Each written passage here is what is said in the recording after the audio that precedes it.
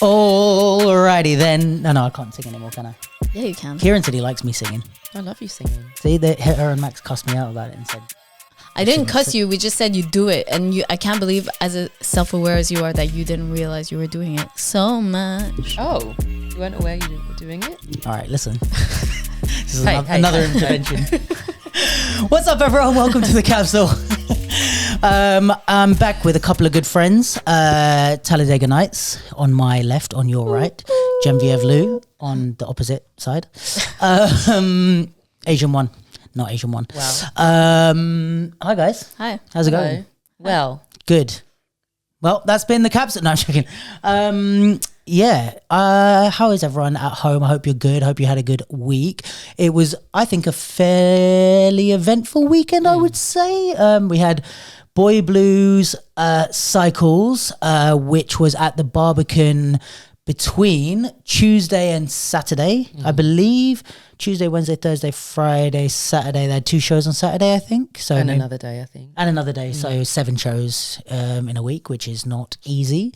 And then Friday, Saturday, Sunday, Monday. Well, we can get to Monday, but Breakin Convention weekend just happened.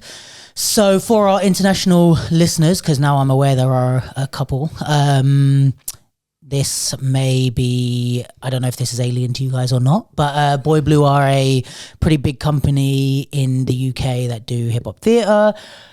Someone asked me, I think it was Sophia, was asking me about what their thing is with the Barbican.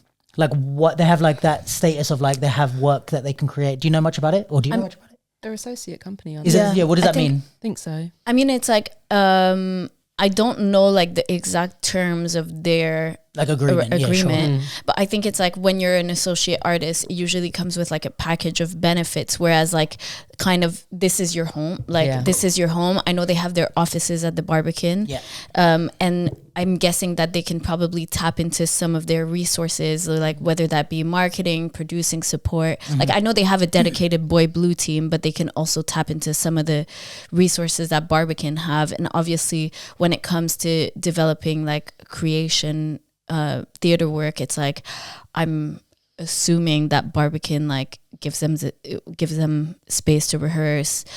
Monetary support, or would they have to fundraise for each individual? No, probably, but also Boy Blue are NPO.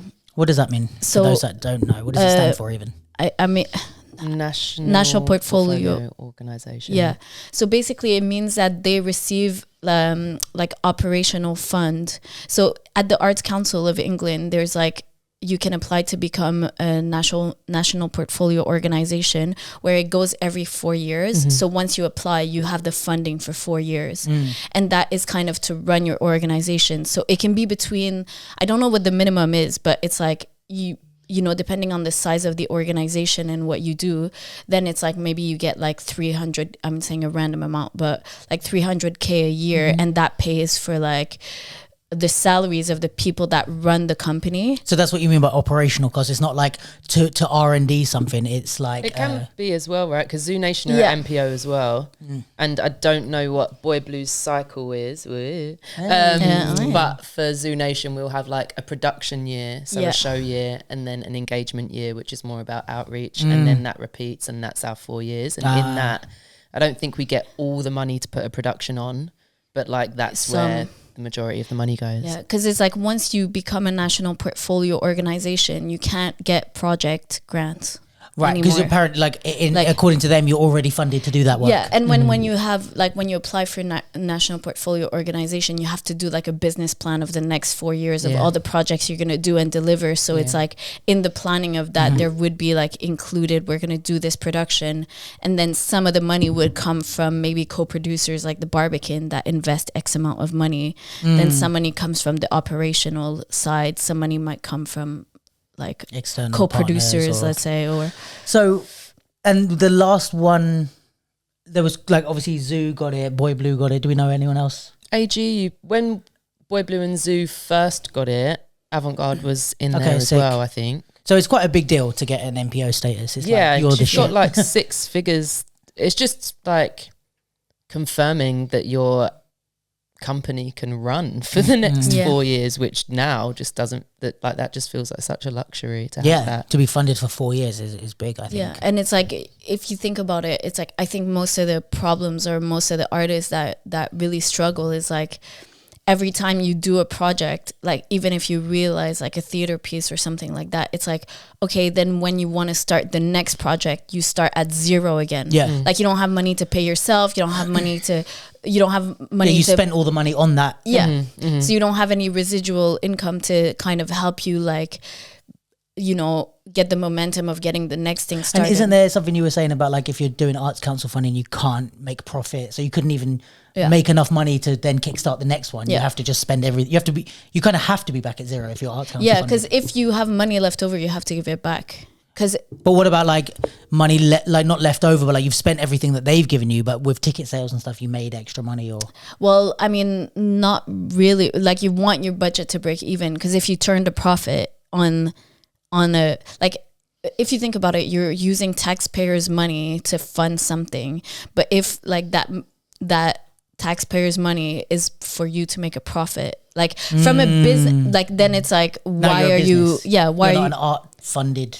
Yeah, exactly. Because like I guess the government is funding arts so that we can have nice things, because the assumption is you can't afford to do all that by yourself, and they want to keep the arts going. But from a like, you know, I think this is a thing from a business standpoint, it makes absolutely no sense. Like from a business speaking, it's like there's no way that it can be sustainable, and that's why so many artists struggle. Because if they had a bit of money left over, like most people wouldn't just go to the beach for 3 weeks. They would use that money to get the next project started. So I think like it kind of cuts the legs of being able to gain any sort of momentum.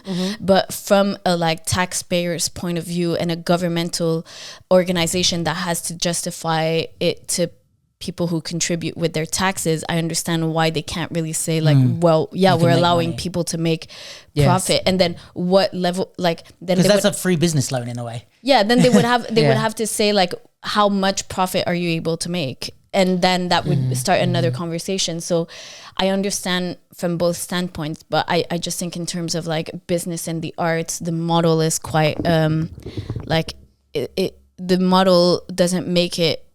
You have to be creative to like you can't use it to make money to keep your business, but you can use it to like have evidence or build an audience, those type of things, to then make money off later. I know Kate struggled a little bit with like just having to stay engaged with the ideas that you said that you will deliver in like 3 years time. Like you can't change it, be like, oh, I do not want to make that show. I'm so feeling passionate about something else, and you've just got to do the thing that you said imagine you'd like do. someone said to you now, like you have to do all the stuff you thought about 4 years ago. You'd be like, oh, that stuff, like why did they give me like the money? Pause any creative flow, just like go back, stay where you are, because you've got that thing to deliver. But you know, it's like, which would we prefer? Like I'll go back to a four-year-old piece if I've got 6 figures. For sure. I'll figure it out. I'll do it twice. Boy Blue are NPO funded. Yes. Yeah. Oh, sorry, are an NPO organisation to have that status, and their associate thing at the Barbican. Do you think with the Barbican it means they have to produce a certain amount of pieces within that time? I think so. If we're speculating. I think so, because I think maybe not read The Prophecy of Piranha, maybe the one that Tommy, like the martial arts one they did. There's one show that they did that I know just kind of like fulfilled what they said they'd do. Like I don't think, I mean, just like talking Ken's business, so sorry, love you. But there was definitely a show that was done to like because just fulfill the thing. Like we have to do this thing. Yeah. And then obviously you were in Red, which was the last one to cycle. The pre-COVID one, Pre-COVID was the last show they did. Yeah. Was Red at Barbican? Yeah. Oh, interesting. It was late 2019. And then did they just bring, because they've done something since, but did they just bring back, they had their anniversary. I think that's what I've last saw at the Barbican. They did I that don't think I big saw that, but anniversary show, like all the legacy pieces. Oh yeah, And I think Black, White, Grey's been back since then. I'm not sure. I don't think Yeah, maybe not. yet. I know it's coming back, and I think they have some international dates, but I don't know if it's coming back to the UK. But I think they did the anniversary show was again like a platformed thing at Barbican. But that's such a cool thing because they run a lot of shows out of Spotlight, which I think they also have an affiliation with. Like their Sunday training is at Spotlight. It's the studio in East London. Oh, I don't think I know it. I can't remember what DLR station it is, but they do a lot there, like studio showcases and stuff. Yeah. But like, what a cool thing to have your anniversary show on such a prestigious stage. Yeah. I remember one of my first shows was GWI at Barbican. Like the fact that like comps used to be at these. I remember doing a comp at Young Vic. Oh wow. Yeah, really? like that. My first performance ever was at Young. That wasn't like a school talent show. Yeah, Cleopatra, coming at ya, shout out. Yeah, it was at Young Vic. I think my first ever show was Hammersmith Apollo, like GWI. Great. Yeah. Do you mean Carnival? No, GWI was when Diversity won. Oh, yeah. That was my first ever show, I think. Sorry, I thought you meant Hammersmith Palais when you said that. What a thrizzo. And then it was like Hackney Empire was a lot of the Boroughs United and all them. That was always Hackney Empire. But all that to say, Cycles. that is who Boy Blue are and the Barbican, for anyone that doesn't know. You have all the context now. Yeah, because some All of people, the I think sometimes we talk about stuff as if people know. Even the people in the UK, they might be like battlers and they're like, what the fuck is Barbican? You know what I mean? Or I don't know, they might not know. I think it's worth saying actually, it just brings to, like I started at Boy Blue in 2002 to 4. Damn. I know. It's like that Kevin Hart meme. Damn! This is how old like he a is. really, yeah, it's like, yeah. And it was very much a crew running out of like a martial arts space in Seven Kings by Ilford. And then Zoo Nation was the same. And then you just watch these evolutions from crew, it's kind of crew to company, like onward to whether it be MPO, non-profit, charity. It's just interesting how it takes shape and being like Mikey and Ken running it to, you know, an entire like team staff, of people on salary. And it's not an easy thing to do. And I think for the company members that are there, because I experienced it with Zoo as well, like suddenly it's not just a given that you're going to be involved in things. So, you know, they start auditioning for shows and bringing in people that haven't been around and paid their dues. Like there's real like teething problems that come with growing a company to one that size. So if you think of having no funding and everything runs on people paying subs, like we used to have to pay for soundtracks to be burned onto CDs, guys. And like everything happened because we were paying for it to happen. Yeah. So to go from that to getting like 6-figure sums from the Arts Council, like it is major. And they're just part of the furniture at this point, and we kind of forget that they just started the way that like they grafted their way there. Like any other crew that's like you see doing like community showcases or it's that like was Boy in Blue. a decade, like GSB for instance being an MPO. Like Boy Blue were GSB at some point. Yeah. Which is possible, you can do it. Yeah, you can do it. Especially GSB, they're fucking Especially sick. GSB. I'm a big fan. Cycles. Yeah. No, I was That's just going to be the thing. Oh yeah. Cycles. no, but I was going to say, like, because I wasn't obviously there for the Boy Blue evolution, but I did see the same evolution with Far From the Norm. Like, I remember when they were just, I was saying this to Jen. No, was it you I was saying it to? Someone. I don't know. I remember us going to like small showcases and Far From the Norm just being like a crew of people that did, and they always had a little bit of a different, like theatrical type of vibe. It wasn't just straight choreo. Like the rest of us were doing like 6 songs in a row, 30 seconds. It's just all the class routines put together. You know, they always had something a bit weird and different. And so now seeing that grow to like them being a full like theatre company with like a touring. To them now being an associate at Sadler's. Associate at Sadler's. I know. Yeah, well, Botis is like associate choreographer. Oh, yes. Yeah. So I can 100% imagine it. And it's also the thing, it's like you never know who's gonna become a big deal. Yeah, I mean, I'm experiencing, and we will get back to cycles at some point. I'm experiencing currently like my endeavors and III and stuff has just been an independently funded and produced thing, and then just being like, oh no, I want some money, like give me some damn money. At first I didn't want any money because I didn't want like the ownership and you just plastering your branding all over my shits when I'd made it. But then I was like, oh no, there's money, I want some. And then like not getting the money, and just I say all that to say it's not the way that these companies have done it isn't the only way to do it, but like it is a way that is possible, and that we shouldn't ignore just because it only happens for a few. Like when Ken and Mikey started Boy Blue, they wouldn't have known what on earth an MPO was. And look at them now. Look at them fly. Cycles. So we all went to see Cycles. When did you go? Which day? I went on Saturday matinee. You did a full day. Oh and then to BC. Damn, and BC's not a short show either. It was not a short show. You have stamina. I do. Butt stamina. For sitting down for so long. Stood at BC. Oh wow. Damn. Okay. Right. Exactly. Mental stamina. It was a lot. Mental stamina. We went press night. Thank you for the Barbican for inviting us. That was lovely. Oh, that's and nice. Also thank you to, I don't know if you listen to the pod, but People of Theatre, they actually recommended us to the Barbican. Lovely. So that is Giuliano. Yes, that is lovely. Thank you for recommending us.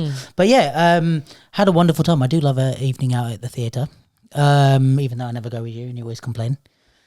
You never go to the theatre with me. Yeah. When Crystal Pie's on, I do. Yeah, exactly. And only then. Mom, I'm not coming to your birthday. Crystal Pie's in town. Yeah, most of the times that I want to go see something, I'm like, want to go see this? You're like, no, ask Abe. Yeah. No, because you go to see a lot of plays, which I'm not so into. Dance theatre, I'll always come with you. Yeah. I think. So what did we think of Cycles? Okay, who wants to start? You. You want me to start? Well, you started and I started and then I thought maybe it doesn't have to be me to start. Commit. Do it. Cycles. Right. Cycles. I think I was not sure going in how I was going to feel about it. Based on a few various reasons, I was like, okay, this could go either way. I think I did. My initial reaction was like I enjoyed it more than I thought I would. I liked the music is really like, obviously it's Mikey J and he knows music, and I think also he did some stuff that I really appreciated with the music in terms of like the sounds that he used, the way that he mixed the tracks, and also like let's say like the second half was more, let's set the scene. Let me take a step back. Yeah. Two halves of the show. The idea is Cycles. I don't know what the official write-up is, but the idea is that it's a loose theme as opposed to a narrative about something. It's like cycles in various forms is the kind of gist of it. And the first half, the way they've done it is more like it's kind of if I'm reading between the lines a little bit, adding in some conversations I've had, it's a little bit of a celebration of hip hop dance, I guess, and a kind of like, I guess I could say like an ownership of hip hop dance, of like, we're not trying to do something different. We're not trying to tell a story. We're not trying to be contemporary. We're trying to do what we do kind of thing. And the way they kind of did that was like the first half was a bit more not old school even, but like hip hop Americanized, even in the dance steps and stuff and the music. The second half was a bit more UK based and like keeping the idea of like the bounce and the hip hop feel, but like with some elements of UK gestures and sounds and different stuff. And I think that's where I was going with the music, was like there's a few things that Mikey did that's really like little subtle touches. Like there was some sounds that he used that like grind, you know, I don't know how to describe like that. There was I feel like Oi was in there. Yeah. I think yeah. Or at least some type of vocal things that we recognize. That like those kinds of that was a really bad replication. But you know the thing I mean. Yes. There's like a few sounds in there that are like classic, like the grime producers would use them, and it's like if you grew up in this area or like this country in that time, you're like, oh, that's like a nostalgic sound even. So him just dropping those in, I was like, oh cool. I'm understanding this vibe. And even like some of the things that they used, or the movements, or the gun fingers is a classic one. Although I feel like we can kind of find some variations in gun fingers. It's very, okay, we get it, gun fingers. Like, I think there were more things happening. That's just become the flag of, that's become the go-to of grime. It's like, okay. Yeah, so I did like the music for the most part. I liked we have to say the cast are amazing. I think it's a dense show. Like, there's a lot of content. It's like a brownie. It's like a brownie. As opposed to a cake. It's very Victorious like a dense, It's very, which is a great analogy for the blessing and the curse of the show, I think. Okay. Because it's like, we'll get to like the kind of criticisms as well, but like in the same way that someone could be like, oh, it's a bit too rich. Yeah. You could also feel the same about the show, I think. Yeah. In terms of like content wise and stuff, depending on who you are and what your sweet tooth is. Yeah, and your preference. And your preference. So yeah, I like the music. I think that the cast did a really good job. They're all very like when I went to see it on press night, it was pretty fucking clean. I can't obviously speak for the other nights. It's always different. How were the crowd? The crowd were pretty good. Yeah. So, okay, let's start there. I think the thing with Boy Blue being such a huge company, and not only having loads of members, but loads of ex-members, like they're a real, like you said, part of the furniture in the UK scene. Like they have their own community. Yeah, so they have their own community, and you can sell out the Barbican with Boy Blue's own community. Yeah, for sure. So I think that's the thing where there was people that were like shouting and screaming for like their people. Yeah, for their people, or like let's say if Evian did a solo, it's like you hear people go, oh, blah, blah. And that was kind of the thing that I found was interesting, because I'm now because of the pod, I'm now going and watching something, trying to be as objective as possible. I can't really, like, unless I know I'm not even talking about it on the pod, then I can just chill. But mostly I'm going with like a reviewer brain, especially this because Barbican like invited us. So it was like, I'm going with a reviewer brain. And I was thinking like, okay, interesting that you're making noise for that, or for this part, or for this part. Because are you being objective, or are you just recognizing either your friend or a move or a type of thing that you recognize, and that's what you're making noise for? And it was just interesting in my head of like, am I excited? Because like in a battle, even if I am reviewing it or talking about it, I'm a bit more like, I won't make noise unless something actually moves me to make noise. And with this, I was like, like I already am not the type of person to be jumping and screaming and shouting in a theater thing. But if I was, would I be doing it for these moments? So I think that's also something to be said, that the crowd were good, but were the crowd objective is the question. Yeah, but also it's like, I mean, and this is the thing. Which is, I mean, is that even a thing? Yeah, I mean, or not like doesn't matter, but in a way, like there's something to be said for building your own audience. Yeah, it's like if you go to see a stand-up comedian and everybody's laughing and I'm not, it's like, well, that's their audience. That's who they're selling to. So why does it matter? And also it's like, you're not jumping and screaming at something now because you're 34, but maybe if you were 18, it would be different. True. So me at 18 would have loved that show. Yeah, or if you were kind of 18 and had like been training and this is kind of your whole world, but I think we're also at a different point in our lives and we're looking at things a little bit differently. And I think it's like, it does like they do, I give them so much credit for like really cultivating like a whole range of like generation of people, and for those younger people that do engage with dance in that way, to then like go in the theater and feel like they see something that really speaks to them and to their practice, and to feel like they also, because even being in a theater and screaming at something is like not normal like theater behavior. It doesn't happen really in contemporary dance or whatever. So it's kind of like, if you feel like this is your your place to do that, then I think there's something really nice about it, even if it's not the way that I personally like actively I'm not saying I don't have any problem with people doing it. I'm more saying the why, like just interested in why. What is that? Like, are we hearing screams and shouts because that moment was objectively good, or is it because that's your friend? Yeah, I feel like we could say the same about like the social media like gas around 100%. It, because my expectations of it were raised by what I saw on Instagram. In like terms of what? Just people saying like, oh my God, this scene needed this, and like, oh my God, I need to see it again. And, you know, there was just gas.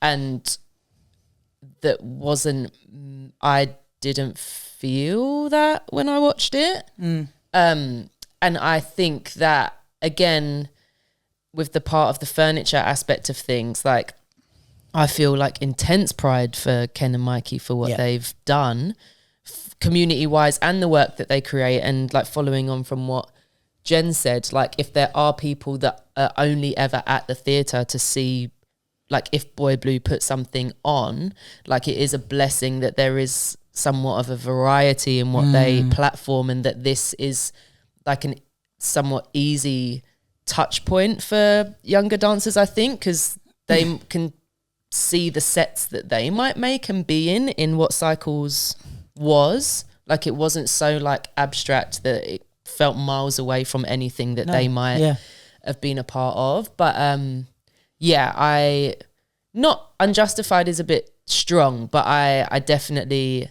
expected a bit more given what everyone was saying. I think this about it. I mean, maybe we're different people. We are different people than them.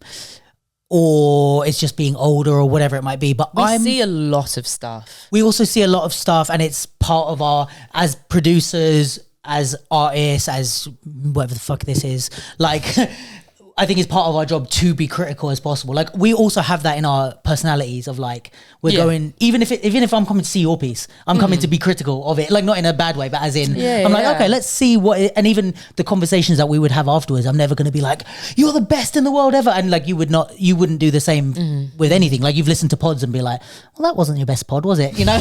Like, and I think, but that's what I think draws us together. So I think, in that sense, like I've always, and I've said this on the pod before and about the pod, in that I don't want anyone to listen. I don't want anyone to share, to follow the Instagram or whatever if you don't genuinely want to. Like don't listen to the pod just because you're my friend. Listen to the pod because the pod is something that you want in your life. And if it's not, I have to do the job of making it better, you know? So, and I think the same in the sense of if I go to see a show, no matter who it is, I might, like, if I go to see your show, I might share, I'm super proud of you, or like, you work so hard, I'm so happy to see. If I didn't think it was the best thing I've ever seen, I wouldn't share, this is the best show I've ever seen, because I don't think that's being a good friend or it's not good feedback for the company. Like, for example, even if I came on the pod and I was like, just gassing up every show I've ever seen. I saw this on, someone was talking about this. If anyone watches Marquez Brownlee, he's a tech reviewer, and he got in some shit recently about being harsh about a product. And he was like, if his response was kind of like, if a review isn't honest, it's useless. It's like, it serves no one. Because the people that want to go and see the show or purchase it, like it doesn't help them. The company, it doesn't help them, you know, whatever. And it doesn't help your channel because people don't trust you anymore. So I think not that everybody on Instagram is supposed to be a reviewer, but when you're sharing this stuff, if you're just sharing it and trying to show support, I think the thing of over-gassing a show or a dancer, we have this so much in the battle scene, when it's like I can be a bit more harsh about battlers, but you know, when it's like you share your average friend being like, oh, he's on Smoke this year, everyone it's like he's gonna maybe get through prelims if he's lucky. That's like, not relax. To say that everyone that did speak very highly of Cycles did not genuinely feel of course if you did wrote. Then cool, but I think that's also the thing is like, if people are doing that to show support and it's, you know, it's not quite how they just want to be supportive, then there's other ways to do it. To us who are like, that's how we wouldn't speak of that. Like when I say, you didn't see Assembly Hall, Crystal Pipe. I did. You did? Yeah, right, yeah. You liked it? Did you speak about it? Don't think so, actually. Oh, yeah. I watched your review though. Right, and did you, like, for example, if I'm like, all right, that's like one of my top 5 pieces or top 3 pieces I've ever seen, when you go to see it, you're like, even if you don't agree with me, hopefully you could be like, I can see why. Yeah. You know what I mean? Yeah. But I think for us, when we see those things, because of how we would share things or how we would look at it, we're actually expecting one of the best shows we've ever seen. You know what I mean? And it's like, maybe we should be just being like, all right, they're just being supportive, let's go with an open mind. But I think our default is like, wow, people were saying this is the best show they've ever seen. Like, it's going to be whatever. Cycles. So back to cycles. So I think in terms of like, let's start with positives. Like obviously I already said the music. I think the cast did a great job. It was like clean. With only 9 people on stage, it's a lot less to hide behind. Obviously less people is less, but Vice was 9, right? Yeah, I think so. I feel like 9 is a large amount of people Compared to what Boy Blue usually do. Oh, right. Yeah, Or like the army like typical, yeah. And for the size of the stage, I guess, as well. Yeah, I mean, like contemporary stuff, you might have like 3 or something, but like, Yeah. like 9 compared to a normal, and like for them to be held to the same standard of the choreo of like that Boy Blue would usually. Yeah, but it's funny because it's like, I mean, it makes sense, but for me, the comparison now is not like Boy Blue to what Boy Blue does in their like kind of more engagement, like community showcases. Now I'm thinking Boy Blue in comparison to like other touring professional theater companies, whereas like a cast of 9 is a big cast, right? Yeah, like, yeah, fair, and especially like if you think about touring company, it's like if you think of a cast like that, like shows are expensive to tour when you have a lot of people on stage. Yes. Well, actually, thankfully there's no set. Yeah, true. Yeah. But yeah, I remember those comments when we were doing Vice that people were like, "Oh, it's a lot of people." Yeah. Yeah, because it's like, okay, if you have 9 people on stage, you often have 3 techs, a tour manager, blah, blah. So it's like 14, 15 people. On the Whereas like a 3-person show or like a duet is like not that many. Yeah. But anyways, Fair enough. Yeah. No, that's why you're here. But yeah, I think the cast did good. They were like I said, it was pretty intense show, pretty content heavy show. I didn't really see any like mistakes or anything. And there was like freestyle elements throughout, or solo elements, which seemed all the way to the end seemed like pretty solid. No matter how tired they were, like to bang out a solo in the middle. It looked like a good show to do. Like as a dancer, I watched it and was like, that would be fun. Yes, for sure. And it wasn't like they were grinning their faces off, but I could feel that they were energy and fulfilled by what they were performing. Like it would be a good set to do.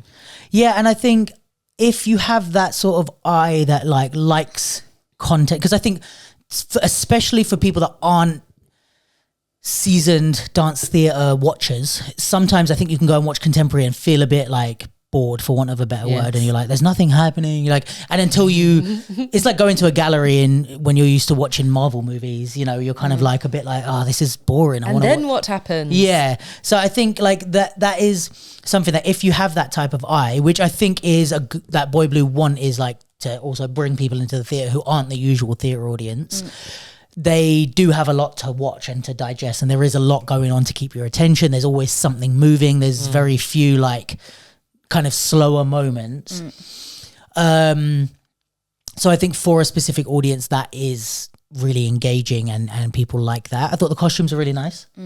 I think, it was like not necessarily like they didn't have a meaning or it wasn't supposed to be a character, but I think they just were interesting to look at. And especially with the lights, you know, it always kind of makes those things look cool. I think, say it like this, like the atmosphere or the world that they created was kind of cool. I quite liked it. With the lighting and the costume and the movement and the sound and everything, it creates this like atmosphere. And I was like, oh, this world is pretty cool. What's up, everyone? We're going to take a quick break so I can tell you about a very exciting show which is coming up soon. Danai Harris Walters, who was at Breakin Convention, is putting on, he's got 2 more dates of his show, Happy Father's Day. So to tell you about Happy Father's Day, the show, it's his debut tour. He presents his first full-length work of Happy Father's Day. It's a heart-stirring, funny, coming-of-age solo which provides the unconventional puberty lesson you'll wish you had at school. With spot-on comedic timing, Danai uses hip-hop, dance, rap, animation and spoken word to focus on sexual coupling from an unexpected point of view. So it's a really, really exciting piece and you should definitely go and check it out. So there's 2 dates left. One is in Manchester, which is on this Friday, the 10th of May at Waterside Arts.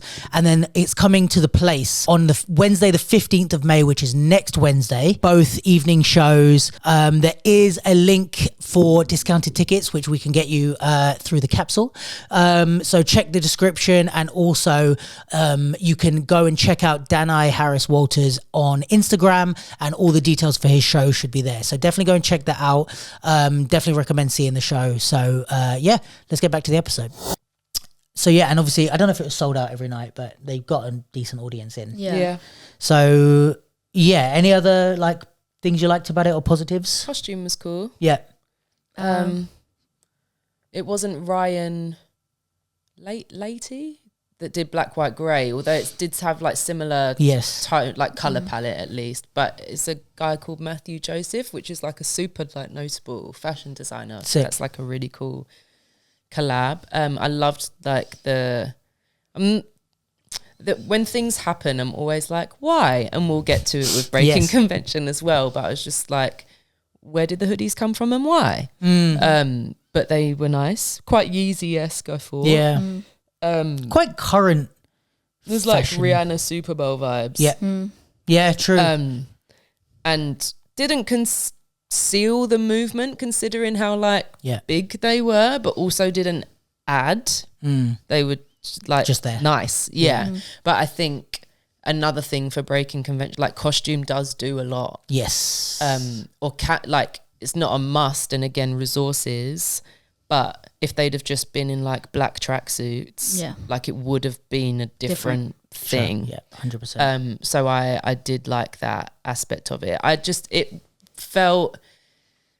I've seen like some of the chat on socials about it, just like but an elevated version of like the sets we used to do.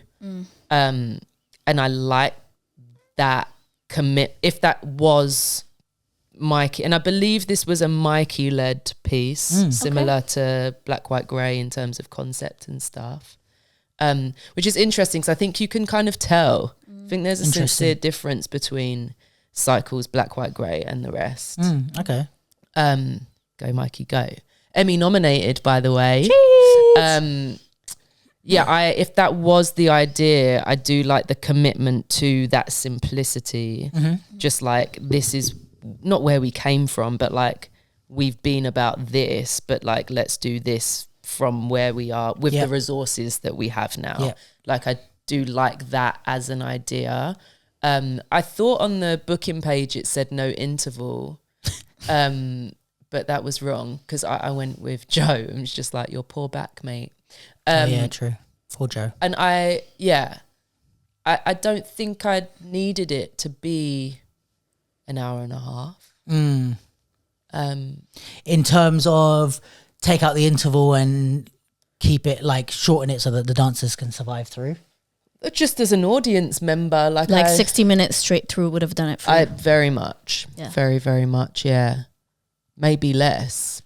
I know. So if we're transitioning into the criticism, that might be what happened. No, all good.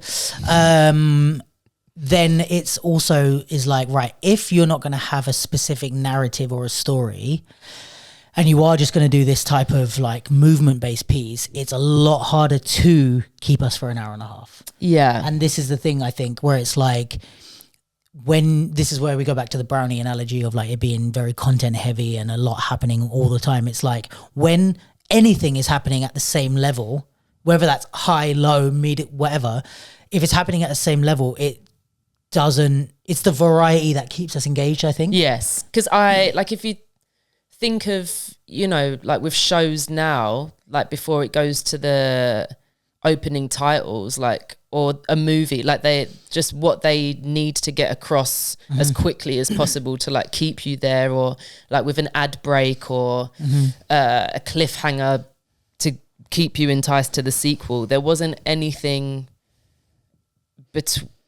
in both halves. I don't know. I didn't need 20 minutes to like reset. Yeah. Considering what came after the interval. It felt a little bit like it was just for the dancers to breathe. You know what I mean? Like that show I could have watched, like you said, it could have been a 60 minutes straight through, but it's more like the dancers might have found it hard to do 60 minutes straight through. Yeah, and equally from a programming point of view, I'm sure it was like, it's an hour and a half show, guys. So figure it out. Yeah. I think it would have been aided by being shorter / no interval, I think. For me, I mean, I didn't say anything positive because I think it. But I share like what you guys said, so like not to say I don't have anything positive to say. Just saying. But I think I definitely agree with the point, and it's like, you know, I think when you choose to not have a narrative and to just focus on movement, it's like, and this is my perspective in a sense of like my taste and how I like to see things, because obviously there's a lot of people that it like did it for them. So I think for me, what was missing from it is like I feel like it was so content heavy and it was like volume of choreography. And it's like, I think it also is a signature of how like Ken choreographs and like the Boy Blue aesthetic. But I would have liked to see like some moments like open more, you know, like kind of really build, like be able to like take the time and really build the movement to like get to that intensity or that speed or that like get. But if it's that rhythm like throughout, I feel like it gets a little bit it gets one note. Yeah. Yeah, it gets a little bit one speed, and then you get used to it, so it's predictable. But you know, I think there's something like so interesting, and not a question, but of also like, how do you also maintain the integrity of the style or your aesthetic, that and how you choreograph, but also adapt it to like, you know, a showcase versus an hour and a half. Like, how do you build it and transition so it doesn't get like too repetitive, or if you not too repetitive but too predictable, but then you don't like start going in a direction that's not you anymore. So I think that, you know, as artists, that's like not something I'm criticizing, but just something that I'm can appreciate, to think about, and that it's really difficult, and I think it's a journey. Sons of Wind, we will get there. Oh, we will get there. But it's like a journey of being able to really achieve that choreographic voice, which I think in a way like Ken has done. But for me, in my taste of like longer form work, for me to really get into it, even if I don't get like, if it's not an emotional story that I get attached to that in that way, then the movement, I have to have a way in. And it's like, I have to have a point of entry and then go on the journey with you, as opposed to just watch what you do. Yeah, I think it's like a hip hop theatre thing in general, of us just like not always feeling able to go past the point of like, we've been with this idea or motif for too long. Like, we've spoken about it before, I think, with, you know, contemporary pieces where they've got no issue at all with just like you watching like this for 20 minutes. Yeah. Like, Sons of Wind will get there. Yeah. And I think that because we generally come up in the showcase 5-minute set, 10-minute tech, like no R&D, like it is a bit like, let's just get to it. Let's just get to the thing. And it's almost like we start with the climax in mind and rewind, and like everything's an intro for the main like show. we're getting to that, as opposed to like a really it's not about it being slow, but just like a sustained build to a thing. That's not to, I have no idea what the process was of creating cycles. And shout out to Jade as associate as well, which I did think influenced like the language of what I saw a bit. I have a question. I mean, for you, because you're more insider information of Boy Blue, but I heard that for this one, like they kind of did R&D, like they created the whole thing and then went straight into the premiere. Is that how like Red was done as well, or did you have like kind of 4 weeks, 2 months break, 4 weeks? No, we were straight in the rehearsal process. I think it was like 6 weeks. And it was workshoppy to a degree, but like workshopping from a informed, this is what I want kind of place. And then Ken is super, you know, his notation. Yeah. Like you can write routines down on paper. So there was a lot of that as well.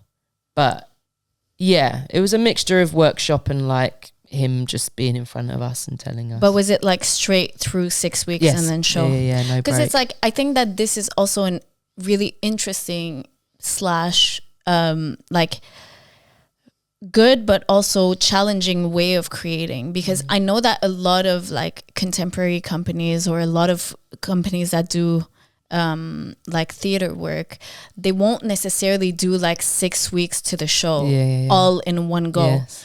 That's so intense. Like you let it sit. Yeah, you have like 3 weeks R&D, take 2 months break, then have another 3 weeks. And obviously, you know, there's like costs and like logistical complications or added layer of work to doing it like that.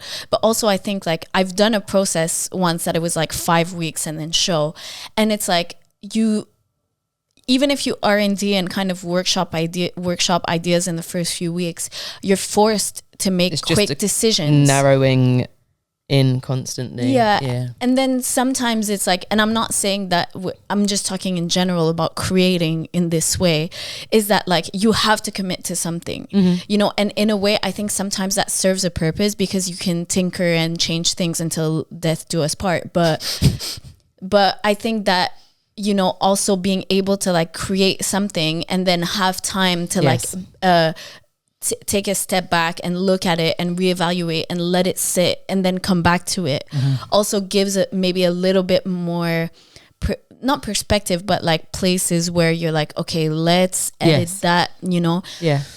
That I think if Boy Blue is the way that they create like that, you know, probably because I know like you said, Ken like notes, and I'm sure he's like super prepared, and I'm sure, you know, they kind of know, or they know what they want to get out of it at the end.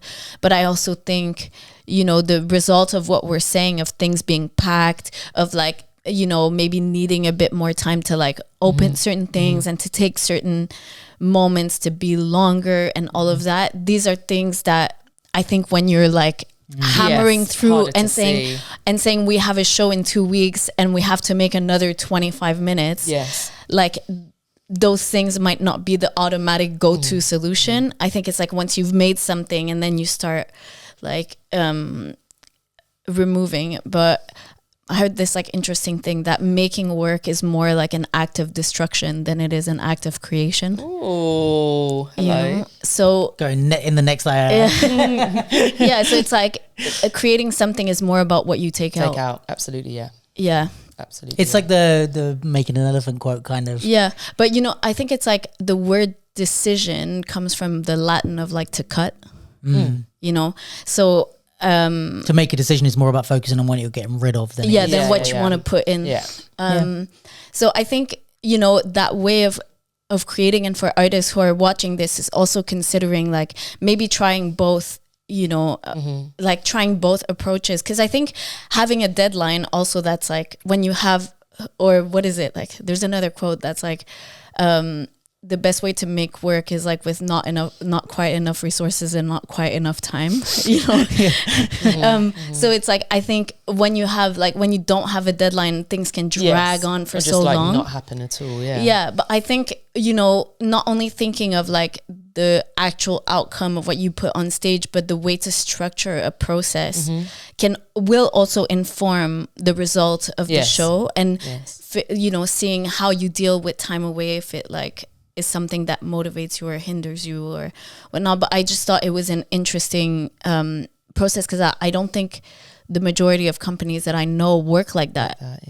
I do know that with Red, I'm pretty sure with Black, White, Grey as well, but it's not an R&D because obviously it's premiering on like a really, you know, well-renowned stage. But I do know that he goes back to the drawing board somewhat after each run. Right. And like when it comes back, it will be different. Improved. Like, it will be a different thing. But like there's a real bravery in that. Like just seeing even a premiere run of a show as still like part of a creative process, and not being like, right, that's been responded to positively, so we're going to need to like, that's locked and that's just what the show is now. And again, it's a question of resources, isn't it? Yeah. But I know what it is, and I've seen it as being part of, I can say that it happened on Trap Lord as well. It felt like it's just like countdown on, just a narrowing into things and just like feeling somewhat like you have to go down a path because of time, where if there was the luxury of like a week in between, just being able to pause and be like, right, how do we actually feel about the decisions that we're making? It's like, doesn't matter, must make decision, must keep moving. And sometimes you end up with a piece of work that, not that you don't stand behind, but just like, I would not have made this if I didn't have this like rod in my back to keep going. Yeah. And sometimes it's like, you know, a reason to keep something in, like, because you don't have time to change it. Yeah, how like, annoying is that? Yeah, it's not like it. Maybe it doesn't. It's not the thing that really serves the purpose of what is like the best thing for the show, but it's just because you can't change it anymore. You know, well, we do it at III because we like make the alumni shoot pieces like the morning of, or like the afternoon, and then we shoot in the morning. That is a thing. It's just like, let's just make a decision. But I think because I'm dealing a lot with like aspiring, emerging creatives, I think exercising the just make a call is also, which is somewhat contradictory to what we just said, like it is really important to be able to do that and not to be so precious about the work. But it's two muscles that you need to have exercised. It's to make a decision and think about the decision. It's not to say do one. Because I made the last round the most democratic ever, and like for every call that I made just to move us forward, there was still an argument as to like, but why? Because you've gone for a line, but it could be a circle, like why? And then, but I think it would be better as a circle. And it's like, no, it's a line, we're moving on. It's like, but why? It's like, so we finish it. And not because it was important that it was finished, but just to get used to just making a call. Yes, it could be a different call, but just to make a call and get the thing done. But the stakes are very low at III in comparison. Well, I think that's the stakes are, and the processes changes of what muscle you need to use when. Yeah, because I feel like, I mean, and again, I'm not like, I don't mean to contradict myself, but I think it's like they're both important skills of like being able to make a decisions. And like I said, like you can tinker and change and till you die, and it doesn't necessarily make your piece better. You know, sometimes you do have to choose something and commit to it. But a spider. Bug or something. Sorry.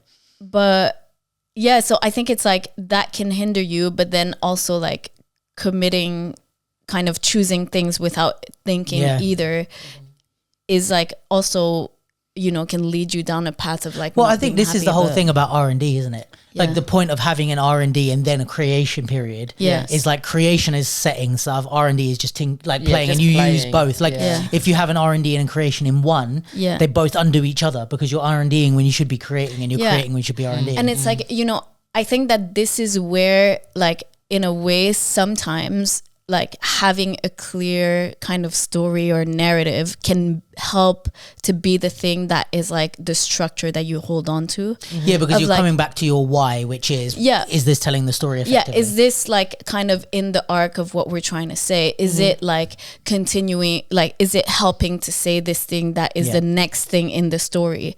Or, you know, I think when there's not a clear, like, for example, when it's a narrative direction, when there's not a clear narrative, but it's kind of narrative, but it goes in this direction, but then it goes in the other direction. You can kind of end up meandering to the point. Exactly. So I think, you know, it's a difficult process, and I think it's more like, you know, about finding your anchors and the few things that you're committed to, that like these things are not changing. You know, these things are not changing, and then there's other variables that like, you can kind of tinker and edit to adjust to that thing, as opposed to like, you know, questioning the whole thing of like, oh, well, what if we did this whole choreo backwards and in a circle instead? And it's like, okay, but like, would it be better? We could also do it upside down and inside out. So like, but is that making it better? I think there's like, are you doing new things because you can do new things, or because it serves the purpose that you're trying to? So I think that's like I guess like all three of our kind of main. not issue with the show, but like thing that we would say constructively. Oh, I have to say as well, another thing that I feel is like, I felt like the light design was really distracting. Okay, go on.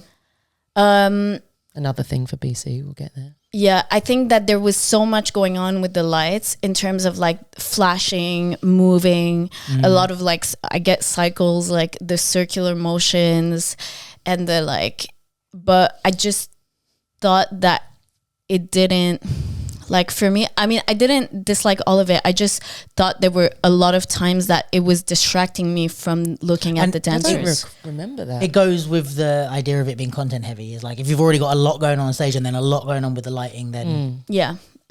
Sure. But that's my Personal. yeah. I have a couple of personal ones. Okay. Shoot. I think the main two that I was critical of, oh shit, I've forgotten one, was the... Gonna get some water, do you mind? Yeah, go for it. I think one thing for me was the freestyle moments. Okay. Oh, I don't remember what the two were. So I think one thing for me was the freestyle moments in the sense that you have 4, I think, out of the 9. So Paris, Corey, shout out to Corey because he is very good. Yeah, Tally said, I don't know if you can hear her, guys. Corey, Gabby, Paris, Evian. Yeah. Are like freestylers, like by nature, first and foremost. Yeah. And then the other 5, I think, are choreo dancers first, Right. who also freestyle. I think I was, me being coming at the perspective that I'm coming at it from as a critic or a reviewer, I was a little bit disappointed with the freestyle moments because I think when you have a track that is made for you, that we know you've been rehearsing with for months. I have this criticism of battlers already when you don't know the track or you don't know which track you're going to get to. But what I say about battlers is like when you have sounds in the track, like you have a that comes up, just like kind of pointing at it or using your hands or doing a little thing to like highlight that thing in the track is not enough in a freestyle battle context, right? It's not enough. Like it's not about, if the point of what you're saying is I heard that thing was there, that's not enough. It has to be something. What did you do to the thing that you can use it as an advantage if you know it's there by doing something good on it that adds to that moment in your dance. You can't just illustrate that you knew it was there because it's like, okay, cool, you've heard the song before. That doesn't get you extra points. So for me, that counts triple in a theatre show where A, the track is made for you, and B, we know that you've been rehearsing this for 6 weeks, 8 weeks or whatever, right? So if you're going to have a freestyle moment, for me as a someone who knows dance, if you're saying, you know, this is like, if I'm coming at it from the perspective of I'm not just a normal theatre goer, I do know dance, and you have a freestyle moment and you just hit the beats by pointing at them or that type of thing, it's not impressive to me. Like in a dance way, it's not impressive because you didn't do anything impressive. And in a musicality way, it's not impressive because you've had this 8 weeks and that's all you came up with was, I'm going to point at these 3 tat-tat-tats. And it's like, I was a little bit disappointed from a freestyler aspect because like, I want to see you like, either there's like nuances in the track that you're dissecting. It's like, even in a rhythmic sense, like I don't want Guitar Hero, I've said this before, where it's like you're just copying, like the thing comes down and you're doing what the track says. It's like if there's a repetitive thing with layers, Sons of Wind will get there, and you're dissecting the layers of the track, that's because in that moment I don't know which layer you're going to pick. If I listen to Cycles soundtrack and you told me, okay, in this 8 there's going to be a freestyle moment, I could probably tell you what they're going to do. Like, oh, they'll do something on the ta-ta-ta, they'll do something on the boom. Like, okay, cool, yeah. Those are built in to hit. And that was like the whole thing of like GWI and stuff was like, that was everyone used to remix the crap out of their tracks. Yes. And for me, that's, even in those days, like that's my criticism of that. And I feel like, let's say if we take a step back to 2007 for a second, in those days, I remember having conversations about people just remixing a track and hitting doom, doom, doom, because you know it's there, as opposed to someone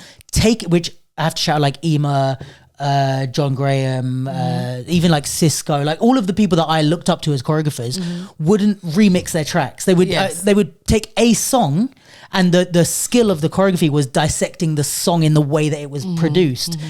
So I think with this, obviously you've got the tracks made for you, but as freestylers, I'm like, guys, I give less criticism to the choreo side of like the people who I see more as choreography, but those 5 freestylers, or if Ken was the one that directed them, I'm like, you guys are good enough that you shouldn't be hitting these beats in such an obvious way. And also I would say, like, don't build in stuff for them to hit. Let them be artists in their moment. Don't build in a ta-ta-ta, or don't build in a zoom so that they can hit it. I didn't love that. Or not that I didn't love that, because I think it was nice, and that was like, say people were going ooh, and I was like, are you being objective, or are you just saying ooh because there was a sound and they kind of pointed at it or whatever, you know? And the other thing I could personally, this is a personal one, I could do without the human moments in a way, like the shaking hands and the like when they were coming together going, oh yeah, oh let's go. Like for me, I didn't like that. Not because of anything specific, but I think if there's no narrative, you're taking away the characterization of these people. The world you've created kind of thing. Yeah, so you're kind of now telling me, oh, this is these are people supporting this person in the middle. For what? To what end?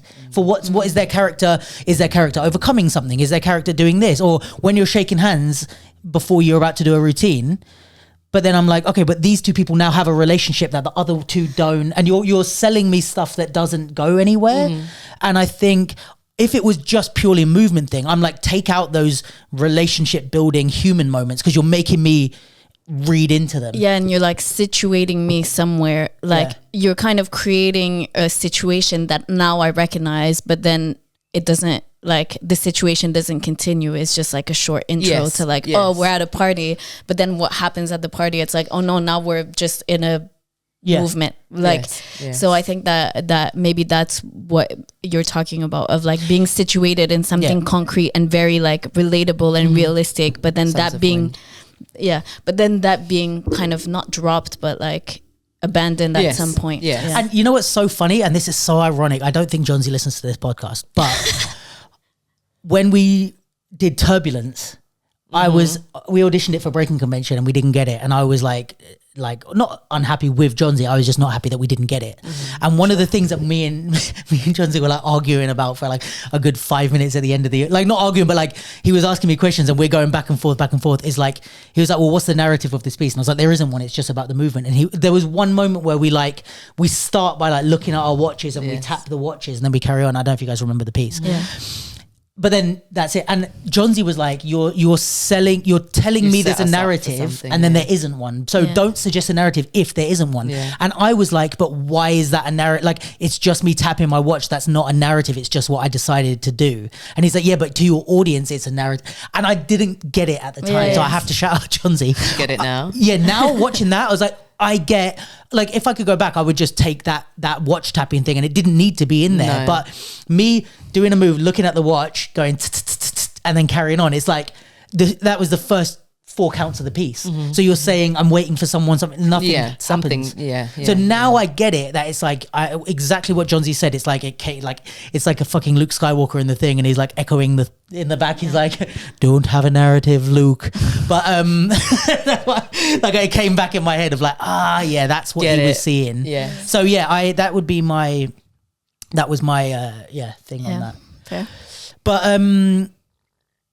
overall, I mean, like, I have to say, like, I love seeing the success of Boy Blue, and I think keep doing what you're doing. And I do think there is something in, as much as that could be also the criticism, I do think there is something in questioning the formats of what we see as dance theatre. Yeah, I was going to say, I rate the exploration. Yes, 100%. And breaking the mold takes uncomfortable stuff and takes people to not like it or not get it.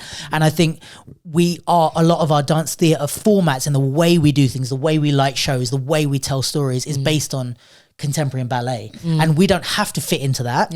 And I commend them for trying to take something that is the way that our generation kind of, or like your generation / my generation, like did things in our GWI stuff, having the grime stuff, having the the way that we format our sets and turning that into art. You know, it's almost like a graffiti artist being in the Tate, you know, it's like you're taking the thing that people don't see as an art form and making it into an art form. So I do get that, and I do appreciate it, and I do commend it. But as I always say with these reviews, it's like, if I wouldn't have the same criticisms if this was an R&D or a sharing, but because you put it on stage, I have to take it as the final piece, what I saw. Do you know what I mean? So yeah, I think I have criticisms on a what I saw level and commendations on a what the mission is level. Yeah. Do you know what I mean? Yeah, yeah. And it's like, at the end of the day also, I think, and I'm pretty sure you share that opinion, it's like, even if there's some criticism or notes or things that we observed, it's like, there's other people that just like disagree with everything and love it. Yeah. Or, you know, don't share the same opinion, and like their opinion as an audience member is also like just as valid and as like valuable. So I think it's like, also when we watch things, I think it's important to be like also a generous audience member, you know, and to somewhat. Yeah, but just like, I don't know. For me, generous audience member? Yeah, like I feel like even if it's something that we go see a lot of different pieces, or we're around it, so we have a different perspective, but it's like, I always try to go with like an open mind and an open heart, and not like just want to pick something apart, and not just want to like pick holes. Like, I want to enjoy a piece. Like, there's no point in ruining your own enjoyment. Like, like, you're going there to enjoy the piece, and you want to find the stuff that you love about it, and there is a lot to love about it. And I definitely think like their journey and what they're doing, like, there is obviously a space and a demand and a need for it. I mean, ultimately, if you're selling out the Barbican for every show you do, then let's go. You're okay. The numbers speak. It's about. It's not all about the bottom line, but it is also about the bottom line. Got them bums in seats. Yeah. What's up, everyone? We're going to take a quick break so I can tell you about the Capsules YouTube memberships. We've now introduced 2 membership tiers which you can use to support and help us grow. First, the Capsule Contributor tier is £1.99 a month and will earn you a loyalty badge and contribute towards the sustainability of the Capsule's entire platform. Secondly, we have the Loyal Listeners tier, which is £4.99 a month. And here's where it gets good. There will be an extra private episode for every public episode we release, which will be only for the loyal listeners. You can request topics, hear our real and raw thoughts, and get behind the scenes and exclusive content in addition. Every single penny we receive from these memberships will go directly into the Capsule platform, helping us to grow and evolve in so many ways. All you have to do is click the join button in our profile or under this video for more details. We really appreciate everyone's support on the journey so far, and we're super excited to move into this new phase. But first, let's get back to this episode. Speaking of bums in seats. My bum wasn't in a seat. Boom! That's how we segue. Listen, this is chemistry.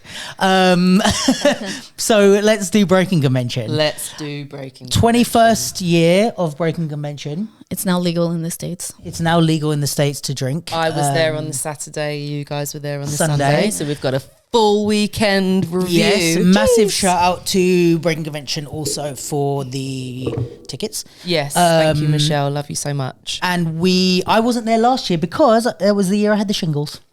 I was on this sofa, the shingle shangles, covered in a shingle shangles. What a throwback! I went in your stead. Yeah, you and Steph went for me. I don't think I went last year.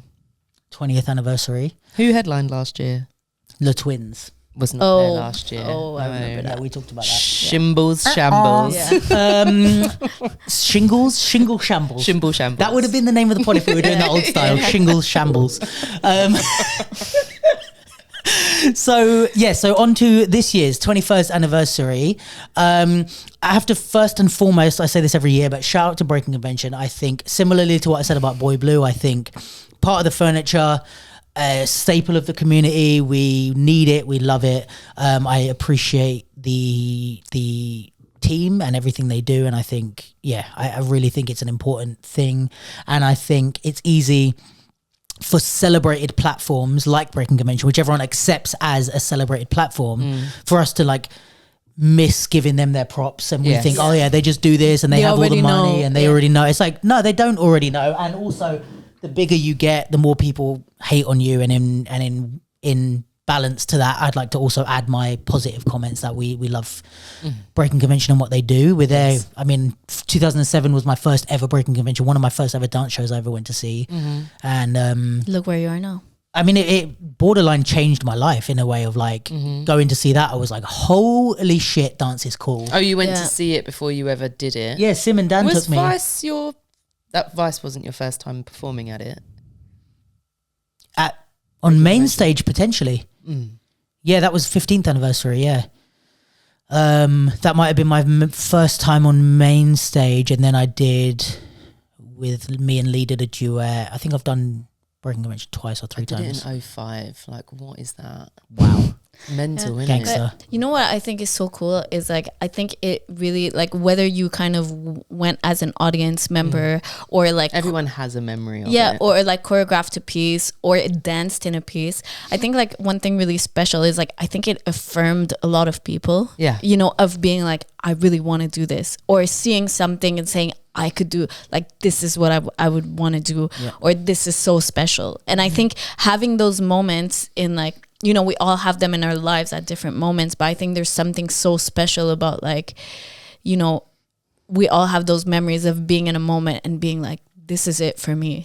You know, this is what like, as an audience member now, I can watch certain pieces and be like, I don't think this was ready to be platformed. But me in 2005, like, not an elite member or like top member of Boy Blue by any in any way, just like what that platform meant, that like how big it felt for me and what it did. And then to 2013 with Vice, just like, I think it was because just the piece was so damn good. It was like, yeah, we are on Sadler's main stage, bitch. Like, just that all of my memories of being on stage at BC are, like you say, really affirming, like they're real milestones in my journey. So I do think, like, which we'll get to, that the programming of it is a thing, but for up and coming dancers, like, I do think that it is really important to kind of retain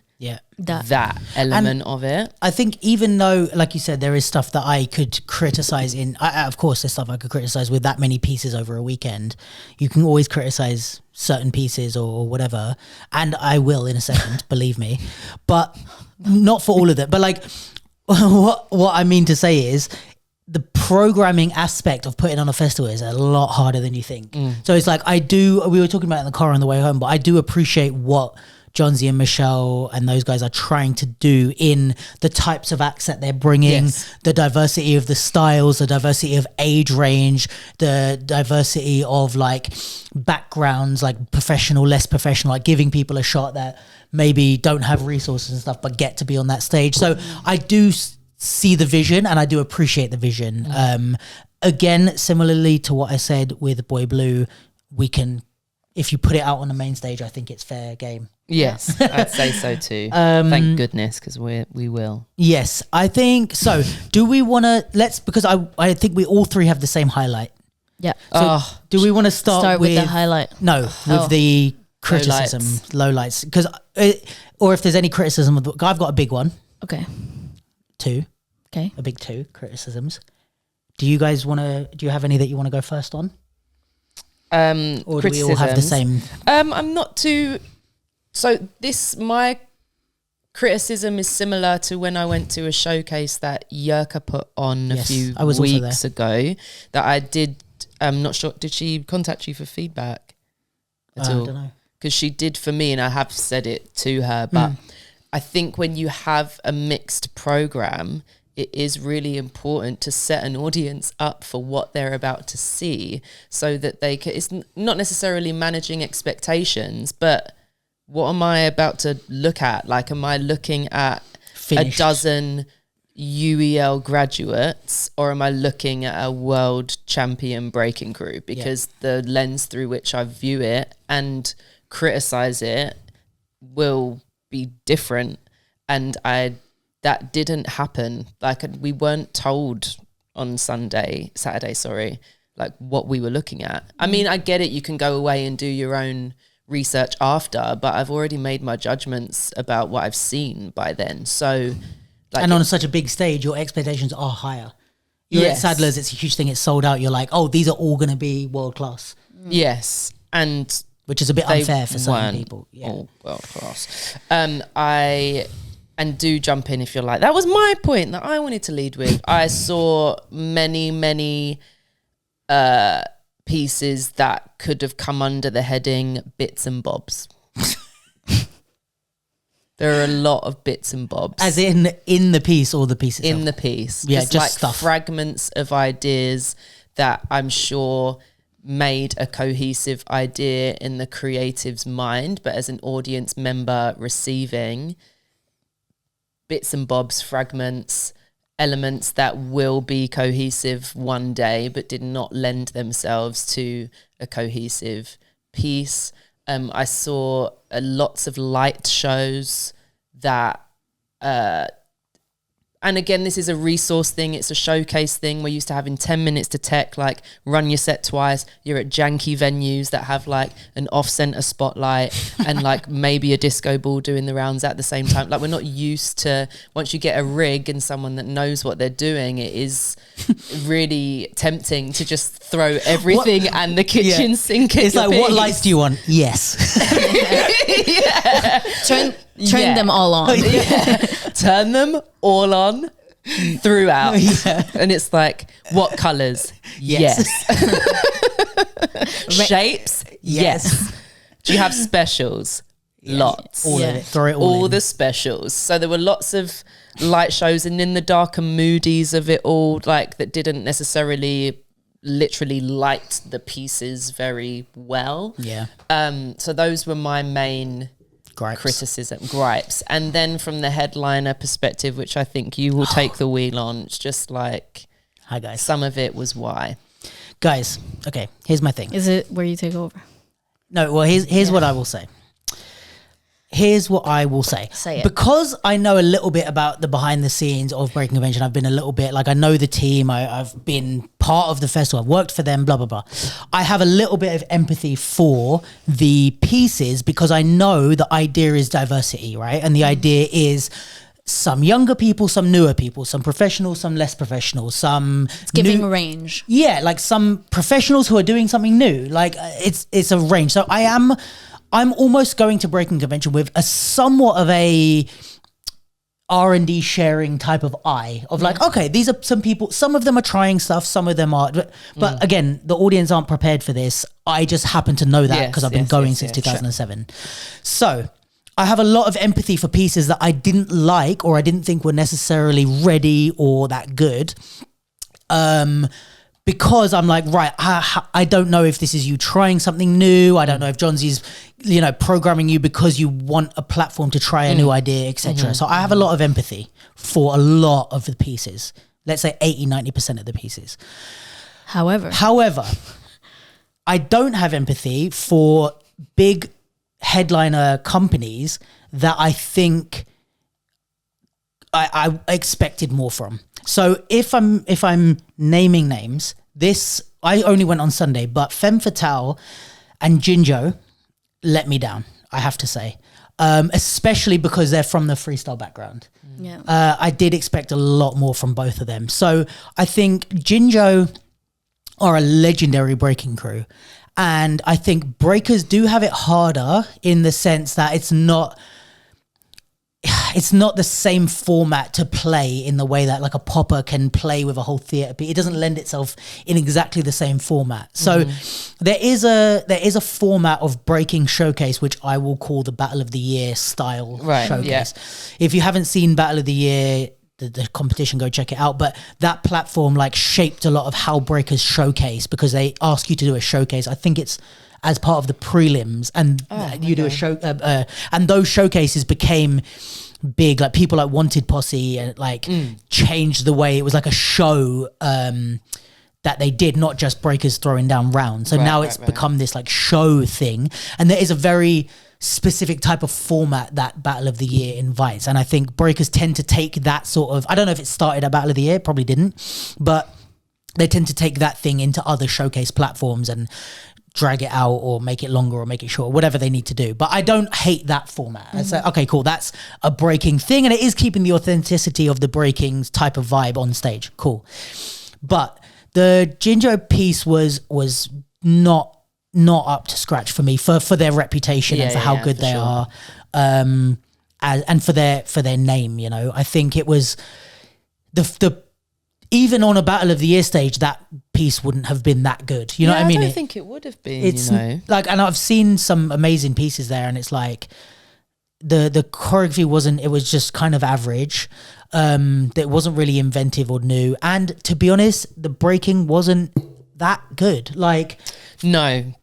It wasn't like, oh, but the breaking, you know, like even if the choreography, but oh shit, when they go, it's... Yeah, and I was thinking maybe it will get there and it's going to end on just like a wild power move bit. Frenzy. Yeah. There was nothing that I saw, like they were doing, I forget the name, I want to say Turtles. Gang. But it's like, they're doing that and it's like, I'm looking and I'm like, your feet are on the ground.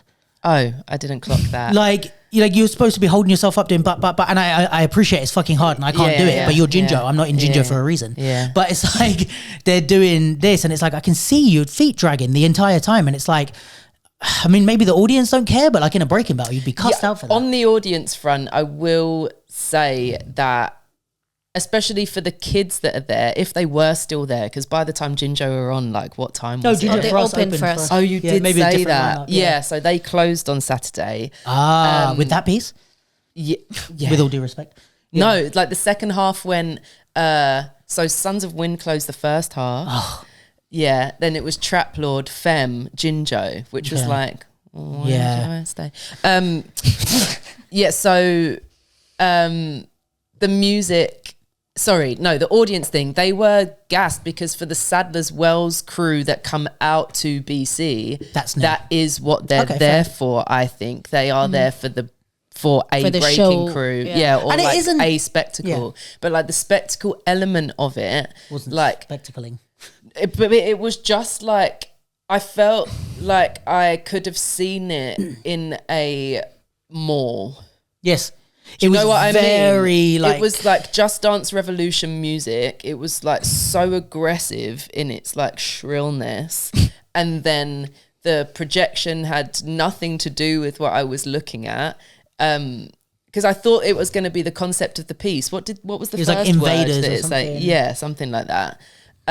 It was so aggressive, but it didn't land in anything. No. And I was stood by the sound desk so I could see how long all the pieces were. And I was just like, oh, so this is going nowhere. No, Got it. Yeah. But it is ending.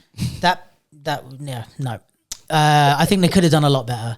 Yeah. And I think you've been around for long enough. You've run out of excuses of like, oh, we aren't a theatre crew or whatever. It's like, first of all, if you're on that stage, you put yourself out for in that your criticism. head, like this, I mean...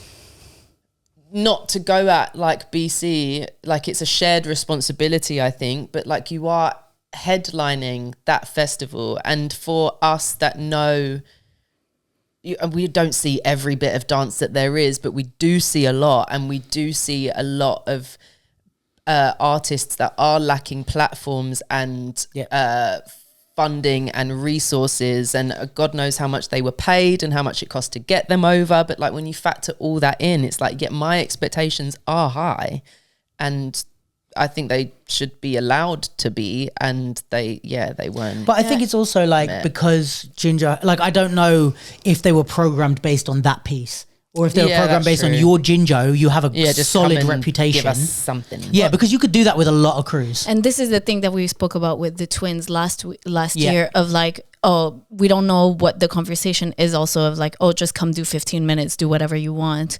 Or like, did they kind of say they were going to do something and then not do that? Or did they know that they were just going to come freestyle on stage for a song each? Like, we don't know what the conversations are. But I think like, no matter what, I think that, like you said, we make we make allowances, but it's like we understand the context and the programming of Breakin Conventions, and that some acts can have like expectations of, oh, it is a youth group from East London. But when you're like, okay, you're flying a crew from Korea, then all right, you know, you're closing the show. Yeah. It's like pace. then even an opening. the expectations for these headliners, I think for us are higher. And I think that it doesn't have to be mutually exclusive of like, it is a crowd pleaser and, you know, a show, like a really like, wow showcase. No, but we've had wow showcases on that But- stage before. Exactly. But that like, this doesn't have to be like, I feel like the Ruggeds are the best example of that, of something that's like impressive and entertaining and like very accessible to a general audience. But the dance crowd can also be like, that was good. That was sick. Yeah, it's like the stuff that they're doing for Breakers is good. For the theatre audience, you're like, okay, cool. They like, it took me somewhere or whatever. And it is impressive for people that don't know anything. Yeah. So anyway, I think Jinjo were a bit of a letdown for me. And Femme Fatale were also a huge letdown for me. I think... for the same reasons, to be honest. I thought theatrically the piece was not that good. I think it like the through line it was very weird and it was very bits and bobs. It was very bitty and it like changed and it was almost like, oh, this is the end, oh, there's another bit and I don't really get what we're trying to do here or what we're trying to say. It's also like, yeah, I think the makeup of the piece, it's like there wasn't much to it. It didn't look, even without those bits and bobs, like even inside those individual sections, I was like, the choreography is not going anywhere, it's not building, it's not, in some places it was not good. It's just very... The soundtrack jarred me as well. The soundtrack... Oh, and I have to say something about the sound. It's like... Oh, go on, I'm probably going to say the same thing.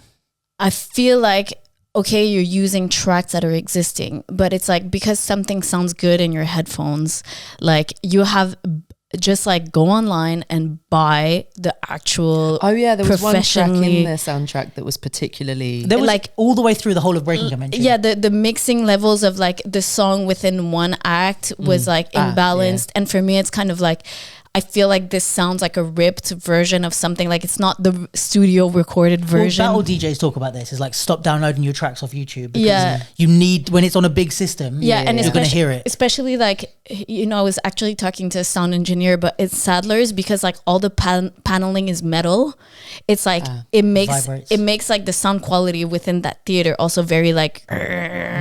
But I think like that's something that in that showcase I was like, bro, like... Also, all the way through Breakin Convention, people's levels between tracks were different. Some tracks, even some of the whole pieces were like quieter than others, and some was like a really loud song and then another one which was quiet. And I'm like, you haven't... This is just done like on Audacity for free and like exported with no understanding. And what also, I mean, I agree with what you're saying about Femme Fatale. I know, but just to continue, or do you want to finish first? No. It's like, I feel like I had seen parts of that showcase, like This Is a Man's World. I'd seen clips of it. And what it felt like they kind of had a 25-minute slot and they took like existing showcases and just like, right, how can we plug these ones together? Yes. And it's like, that's what it felt like watching it. So, and I feel like we're saying at that level, I expect more. And again, not to like compare, but if I look at last year, I feel like Ghetto Funk Collective from the Netherlands, like for me, it really showed like an elevated version of a showcase. Like it doesn't have to be like a deep theatrical narrative, like we're like we don't mind that at like exploring your demons and telling me your darkest, deepest secrets on stage. Like it doesn't have to be some that cohesion, please. Yeah, but it's like, if we're doing a showcase, then how do we like raise the bar of that, which is now what I expect from international like headlines of people that are based in like street dance and that mainly do showcases. Like this is what I want to see from them, and like this kind of a little bit disconnected sections like just didn't really do it. What did it close with again? It was just so out of the blue. Suitcase, like Jesse. That Jesse, was so is it Jesse random. J? It was, Mama Knows Best. Yeah. It was so random to me. The order of the piece was a bit weird. Maybe it's because it's like, oh, it's a man's world. Like we love guys, and then it's like, but girls are better. Yeah.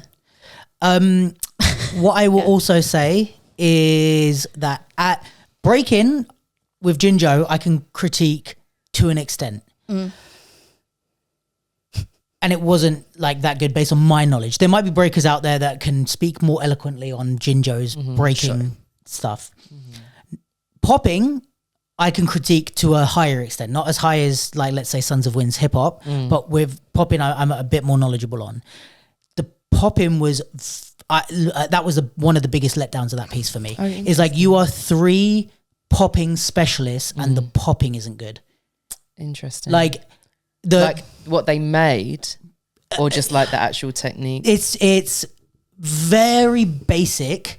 You're just linking moves. Like once you have a mastery of a style, you should be able to play with that style in a way. And we ask this from battlers and from people that are like competing, is like, don't just like, if somebody comes out in a hip hop battle and just does Running Man for 4 counts, this move for 4 counts, I'm like, you're an amateur. Like if you watch Alex the Cage or Niako, they take these foundations and they build it into this big mush of creativity, and they play with the ideas, and it's not just standard things unless they're trying to make a point. And I think this is what it's just like, the stuff that they used was super basic, and it was like performed terribly. Like no, but with popping, it's like, okay, you're experienced high level poppers, and you're throwing away your hits on these big stages. It's like you're going boom, like to show it. And it's your hit should be cleaner than that. Because if you watch Nelson, if you watch, like, I don't know, even Shorty from Italy, like there's loads of people that you can watch who have a Poppin' C. Yeah. If you watch Poppin' C's hits on a big stage, they are clean as fuck. And Prince, any of these guys, clean as fuck, and they're visible. You don't have to throw them away unless your hits are weak. Yeah. And in which case, just give me gentle hits and like punctuate the thing. Don't throw away your hits on a walkout like you're just boom like this, shaking around. And it just made me a bit annoyed, because it's like you're not only are you representing the style, but like you've been doing it long enough and you've battled and you've been around that this shouldn't be an issue for you.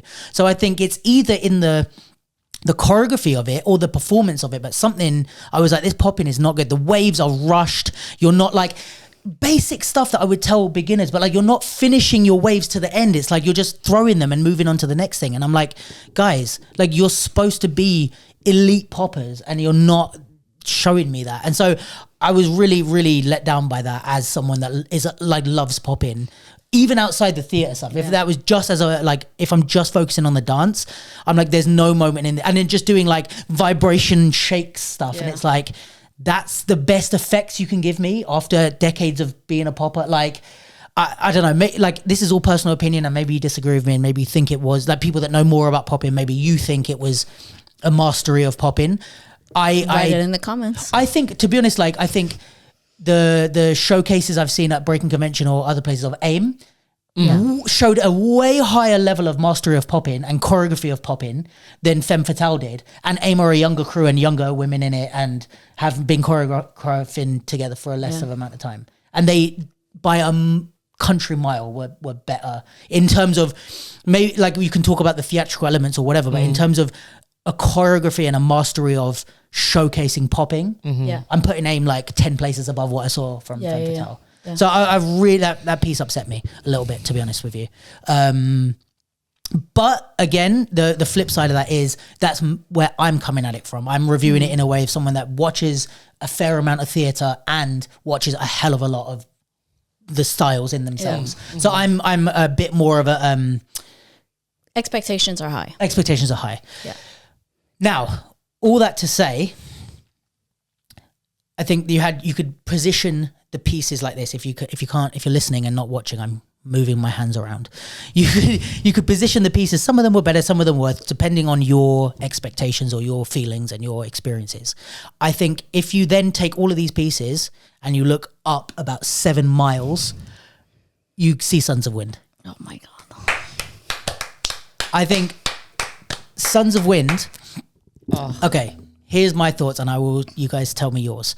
For me, Sons of Wind put on a masterclass in simplicity, in exploration of a theme, in world building, in understanding and displaying their understanding of the what we consider the essence of hip hop freestyle now. So I think they do this in their reputation their reputation as a battle crew is that they work with the essence of hip hop, and they are people that are kind of like flying that flag of hip hop freestyle in the way that we kind of culturally think it should be done.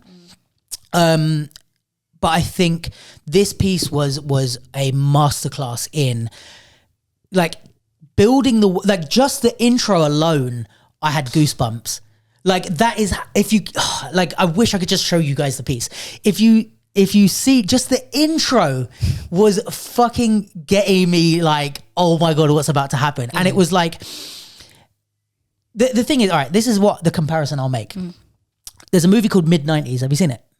No, but I know what you mean. Right, there's a movie called Mid-90s, which is a skateboarding movie that was Jonah Hill's first directorial thing. It was his debut, yeah.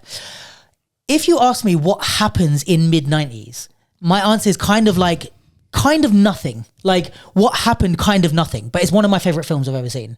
It's like the story isn't something that if I told you the story, you would be like, wow, that sounds cool. It's like you have to see it to be invested, because I guess the right word is like it's a character study. So it's more about the characters and their reaction, and it goes deep into like the nuances of all their relationships. So even if I told you what happens, it's a very innocuous, is that the right word? Or innocent like storyline. But by the end of it, you're like on edge, you're so invested because this person and that relationship and what's going to happen with him and blah, blah, blah, right? And I think this is what my comparison is with Sons of Wind, in the sense that it's a character study, but the character was the bounce. And it's like going into the elements of that. And if you ask me what happened in the Sons of Wind piece, I could also say not much, but so much. And I was so invested by the end of it. And just because you do a lot doesn't mean, it's something I've said about what I was trying to do with my work, but it's like, you don't have to do a lot to do a lot. It's like, you're not doing a million things, but you did so much. Yes. And I think, yeah, for me, it was like not only one of the best pieces I've seen on that will go in my top 5 of all-time Breakin like Convention Frank pieces. DeLuise in that.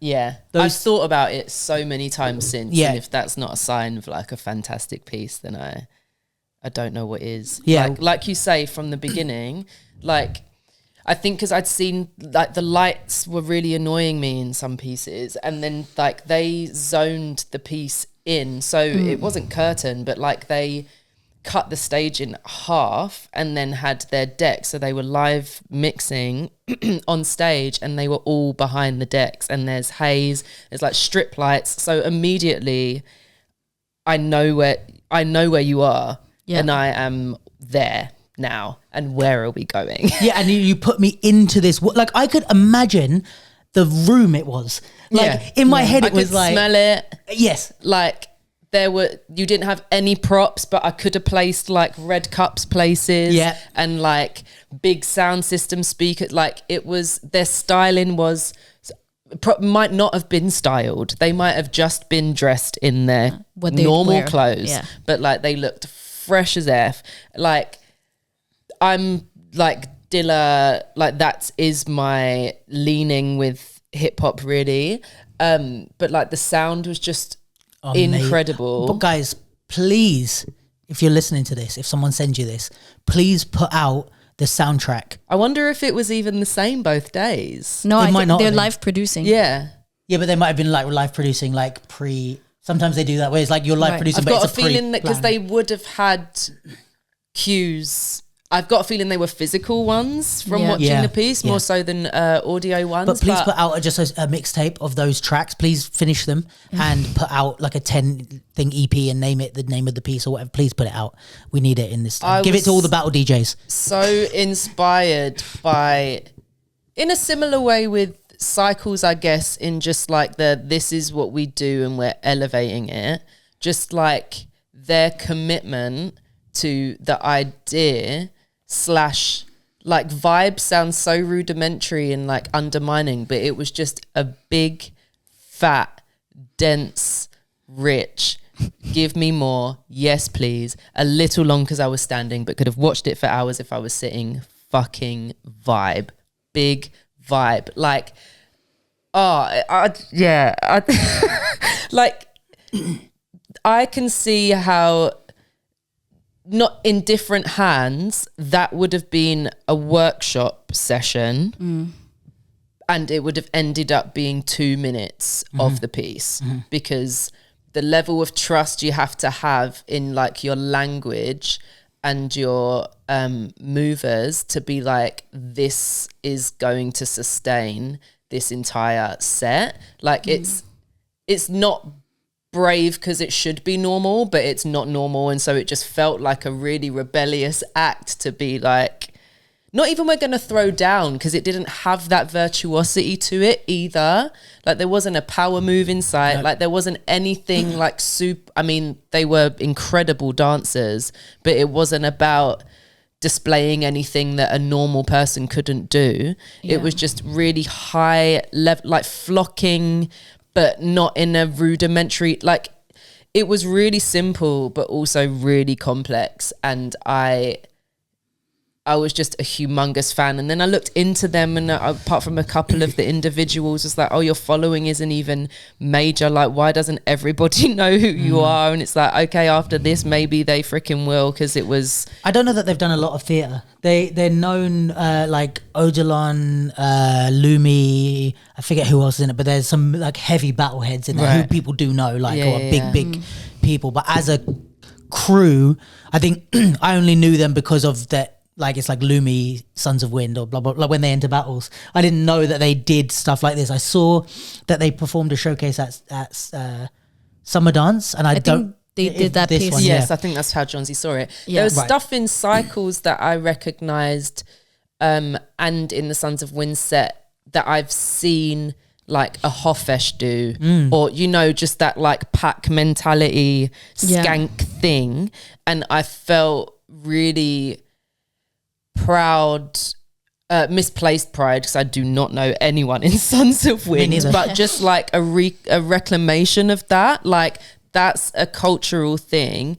It's ours. So sorry, you can so borrow it, but when you don't strip it to within an inch of its life and it lose like the soul and like the individuality, but you can still like the pack thing was still so much there, even if out of being here someone would just be there. Like it wasn't like, oh, and now what are they gonna do? Like it was still like a full picture. Like, oh yeah, go off, please keep going, please do so much more, like not more with this piece, but also like I'm hungry for whatever they do next. I'm drinking your Kool-Aid, I'll be there. But I think it was like, I agree with what you both said. I think it's such like, it's so rare as well to see like hip hop or any kind of styles of street dance, you know, that go into theater and that are purely focused on movement, you know, and that are purely focused on like really going deep in like exploring the movement and not feeling like they have to add like extra sauce on top of it, but just like at the opposite, stripping it back.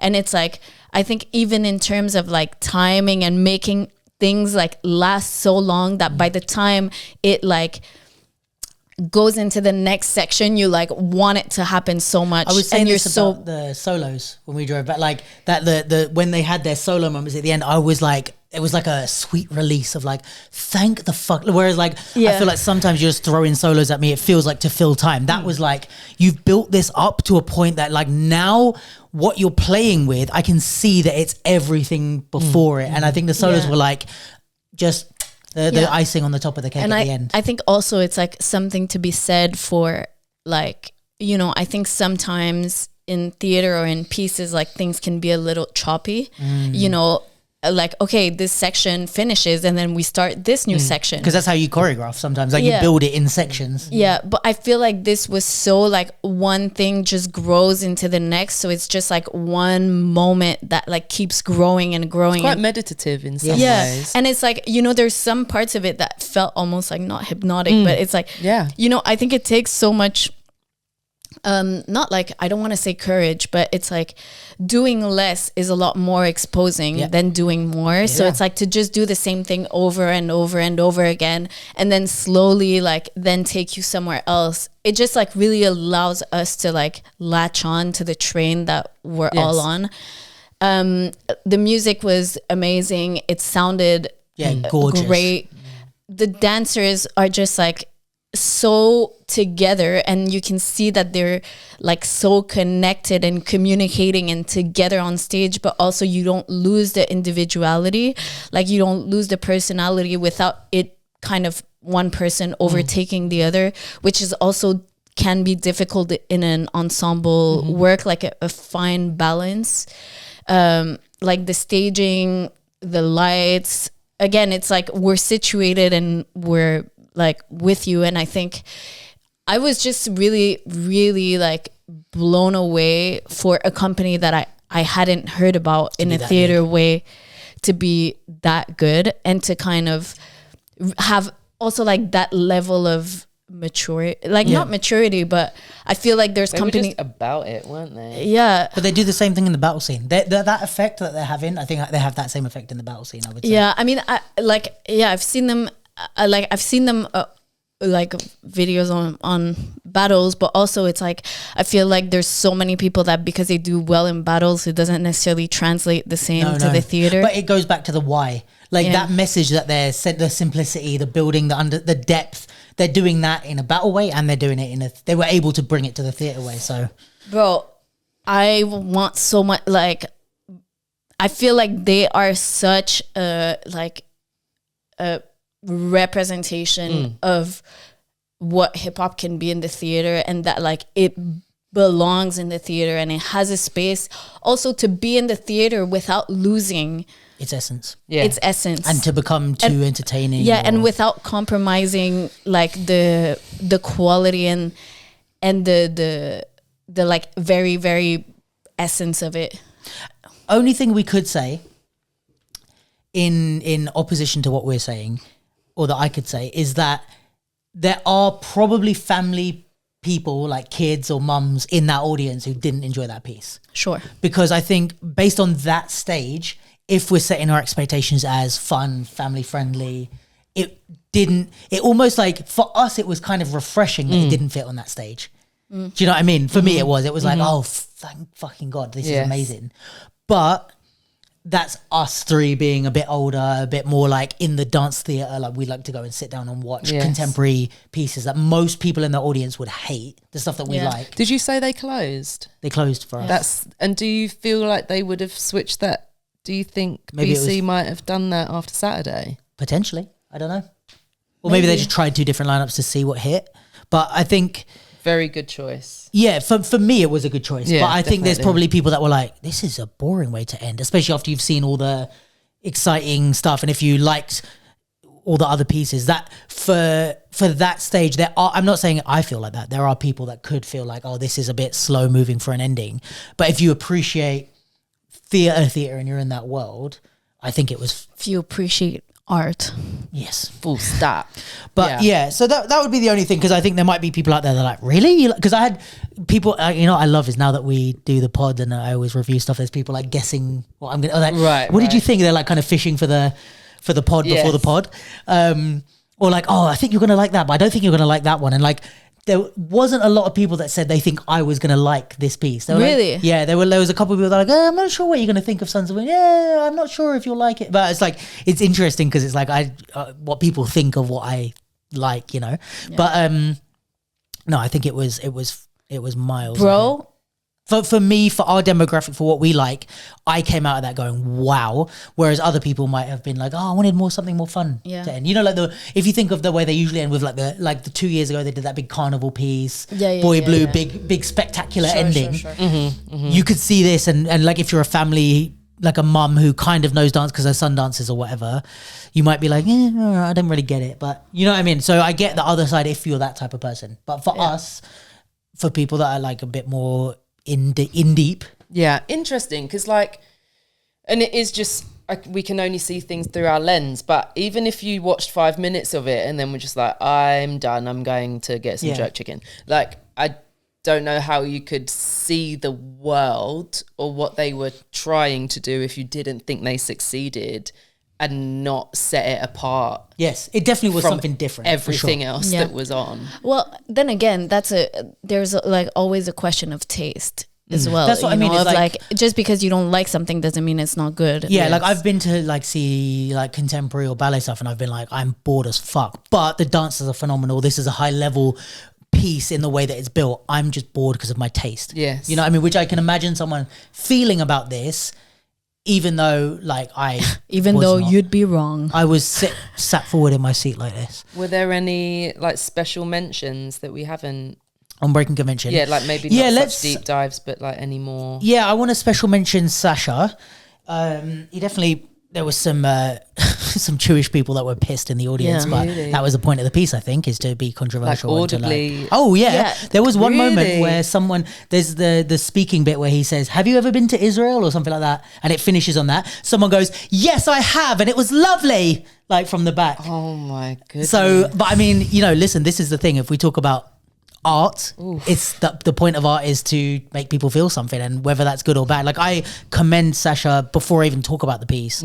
I commend him for like doing a piece of art that is like means something, because often we get out of that and we just do stuff that means something to us, but nobody really feels anything. But this like probably split the audience down the middle, or that's whatever. Interesting. So there was people that were like, or you get the old people that are like, you shouldn't do political blah blah blah, whatever. I'm sure there was people that are feeling like that, but I think that's the how all this like artistic shit is, like the point of it is to have something that moves people, and a point of view and an opinion. So, and this is his lived experience also. Exactly. Like so I rate that before we even talk about the piece. But I think his piece was like, there's definitely something to that. I think for someone that's primarily a dance artist, like his use of like voice and the character stuff, I thought was fucking phenomenal. Like the way he used it, and like the different and he was doing the little like I just watched I just watched Fallout, so it reminded me of that a little bit. But it's like the 1950s, like hello and welcome to, and he's like doing the little like like a glitch. Yeah, the juxtaposition of this, like it's almost creepy because it's so cheerful and like yes. I thought that was really, and that's hard to do. Like I am usually the biggest critic of people using voice when they're not vocal artists. So I think that I thought was really well done. I think there's definitely something to the piece. I think a lot of the pieces I feel like could be molded and developed and built. So I think there's definitely a refining that could be done to make the piece, like it take away all the message, take away everything, like just to make it flow and to make it easy to consume or whatever. But I think that piece also set itself apart from a lot of the other ones. I mean, Brooke's piece was cool as well. It was nice I had already seen it because I photographed it. Nice to see. I know all the dancers and stuff, so it was just nice to see them perform. Who else was on the stage that? Like I'm sad I missed GSB on Saturday. It was good. Yeah, it was really good. I'm a fan of theirs. Yeah,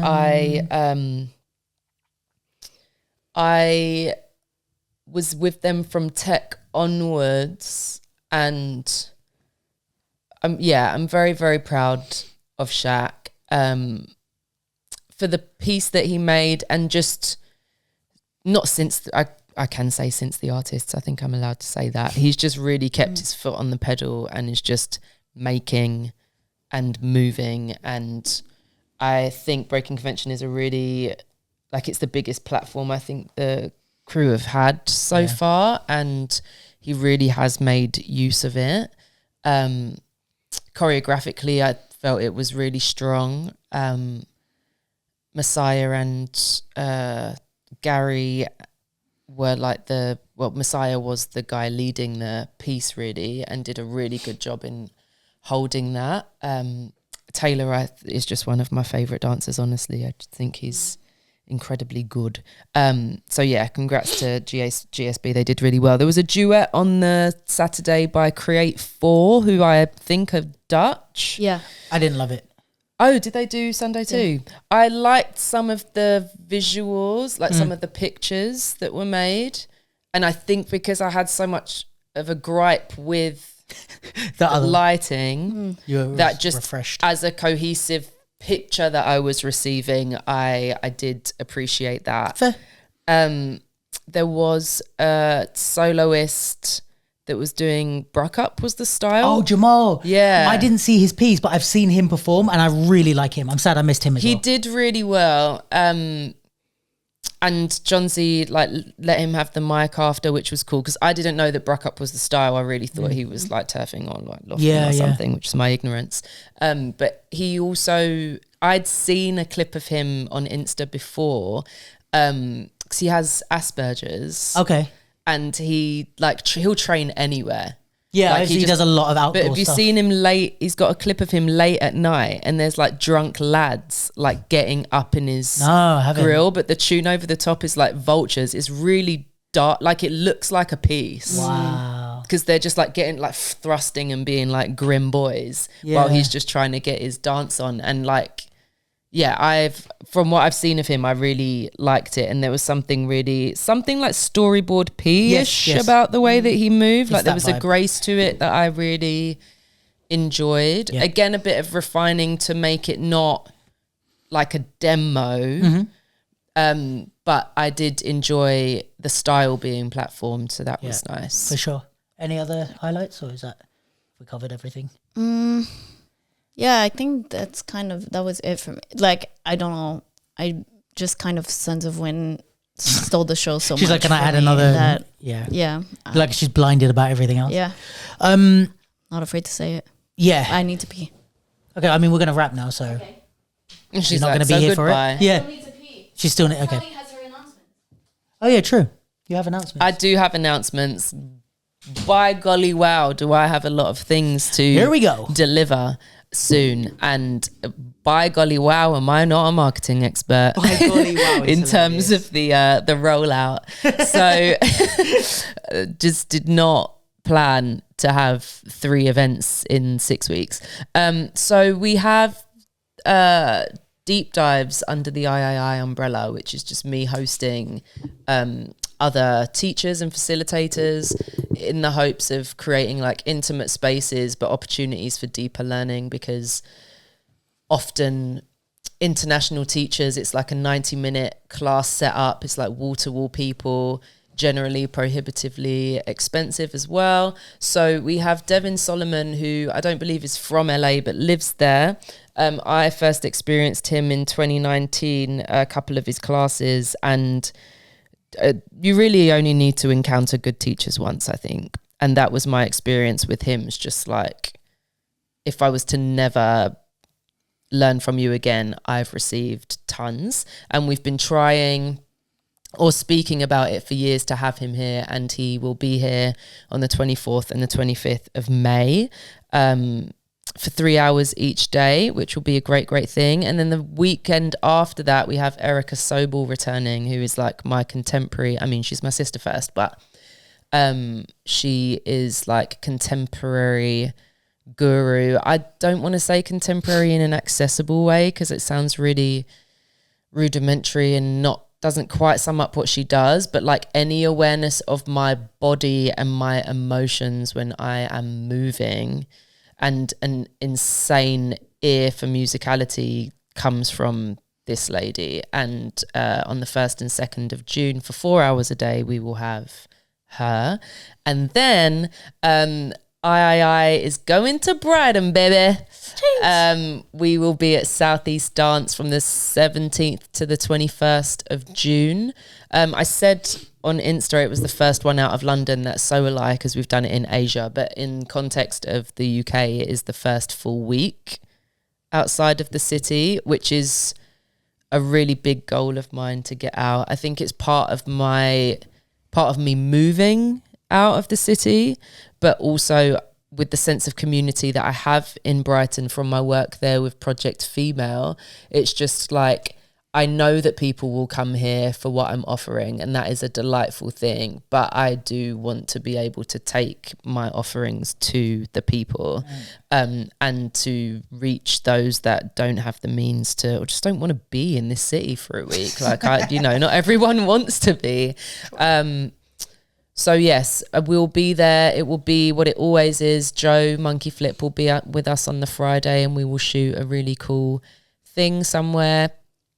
And the priority is to reach that area, but it is open to everybody. And I'd suggest that you stayed in Brighton and like remained in the bubble of it, but it is commutable. It's like less than an hour to London Bridge. It's super easy from London. If you are South Side, it's even less time from Croydon. And Brighton in the summer. That's a gorgeous mid-June week to spend. Like the studios are very, very cool. I'm not building out a whole social itinerary for us after, so Sort yourself. So it won't be 24. It won't be like 24 hours with Tally. It's not a retreat. It's not a retreat. No, it's not. I'd go for that though. If you did do a retreat. Yes, I mean that is a thing that I would like to do, like a residential version, but this is not a residential version. But yeah, it will be a really cool thing. So those are the things that I'm doing in the next 6 weeks. And I would love, the algorithm is absolutely killing me. So yes, if you'd like to be there, you are so welcome. If you're like, I wouldn't, but I might know someone who does, please tell them. I literally just thought of someone who I'm going to text after this. Oh, great. So I'm being an example of what you should do at Lush. home. Wow. And those are the things I'm doing. Do you have any announcements? Things that are coming up? Things that you want to talk about? You're going freelance in a few weeks. Whoa. Yeah, but I feel like I have to stop talking about it because everyone's like, so how's freelance? And I'm like, because I've been announcing it for 5 months, like The until rollout is real. yeah. But if you, in the next coming months, years, I mean, hit up Jenny for advising, producing, what else? consulting, hosting. Event producing, artist Hosting. producing, Oh, Yeah. very hosting. good. I'm hosting Red Bull Dance Style in Edinburgh this Oh, weekend. are you? That's cool. So that's gonna be fun. I'm gonna unleash the bull within me. Oh my God. Easily done Yep. from what I saw on the floor.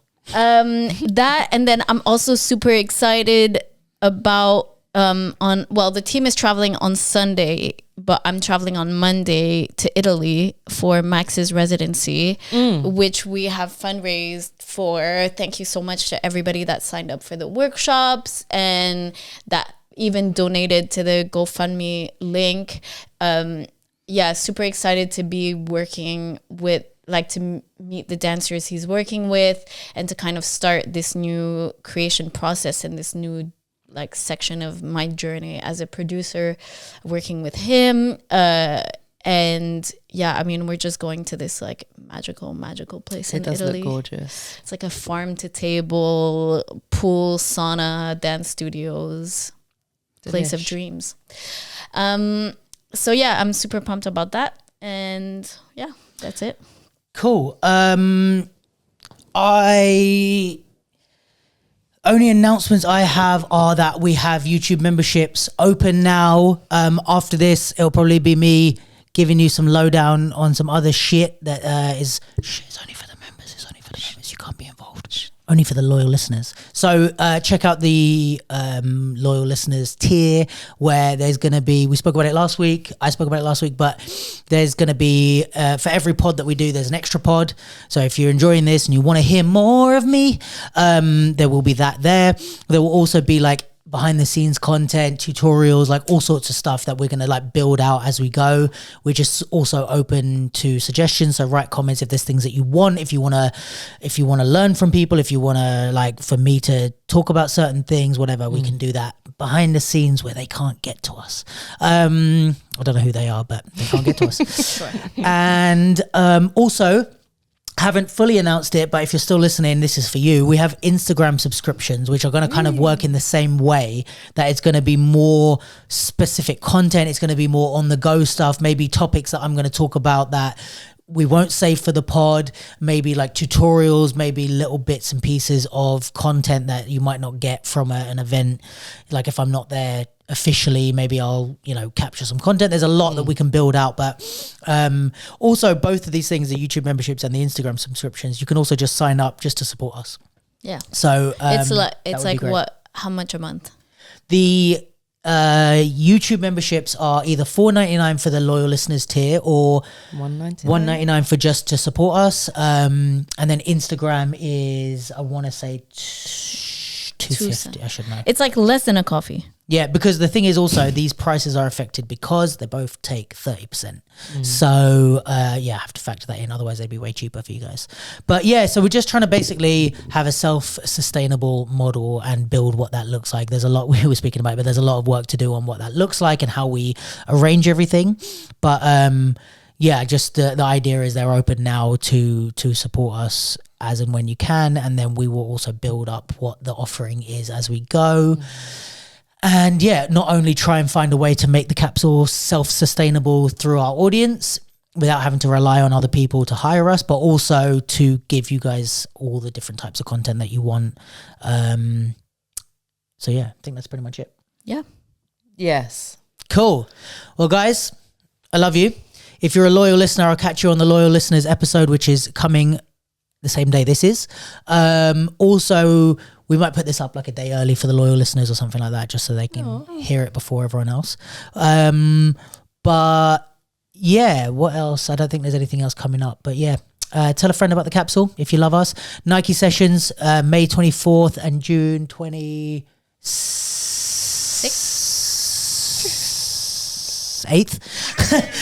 May 24th and June 28th. The last 2 Nike sessions. Guys, please, if you're still here listening to this, if we can pack out the last 2, I'll be super happy. Like, lines around the corner would be amazing. And I think that's it. See you next week. Love you. Miss you. Why do you always do that? It's my line. It's my closing line. Peace, guys. Bye. Love you. Miss you. Okay.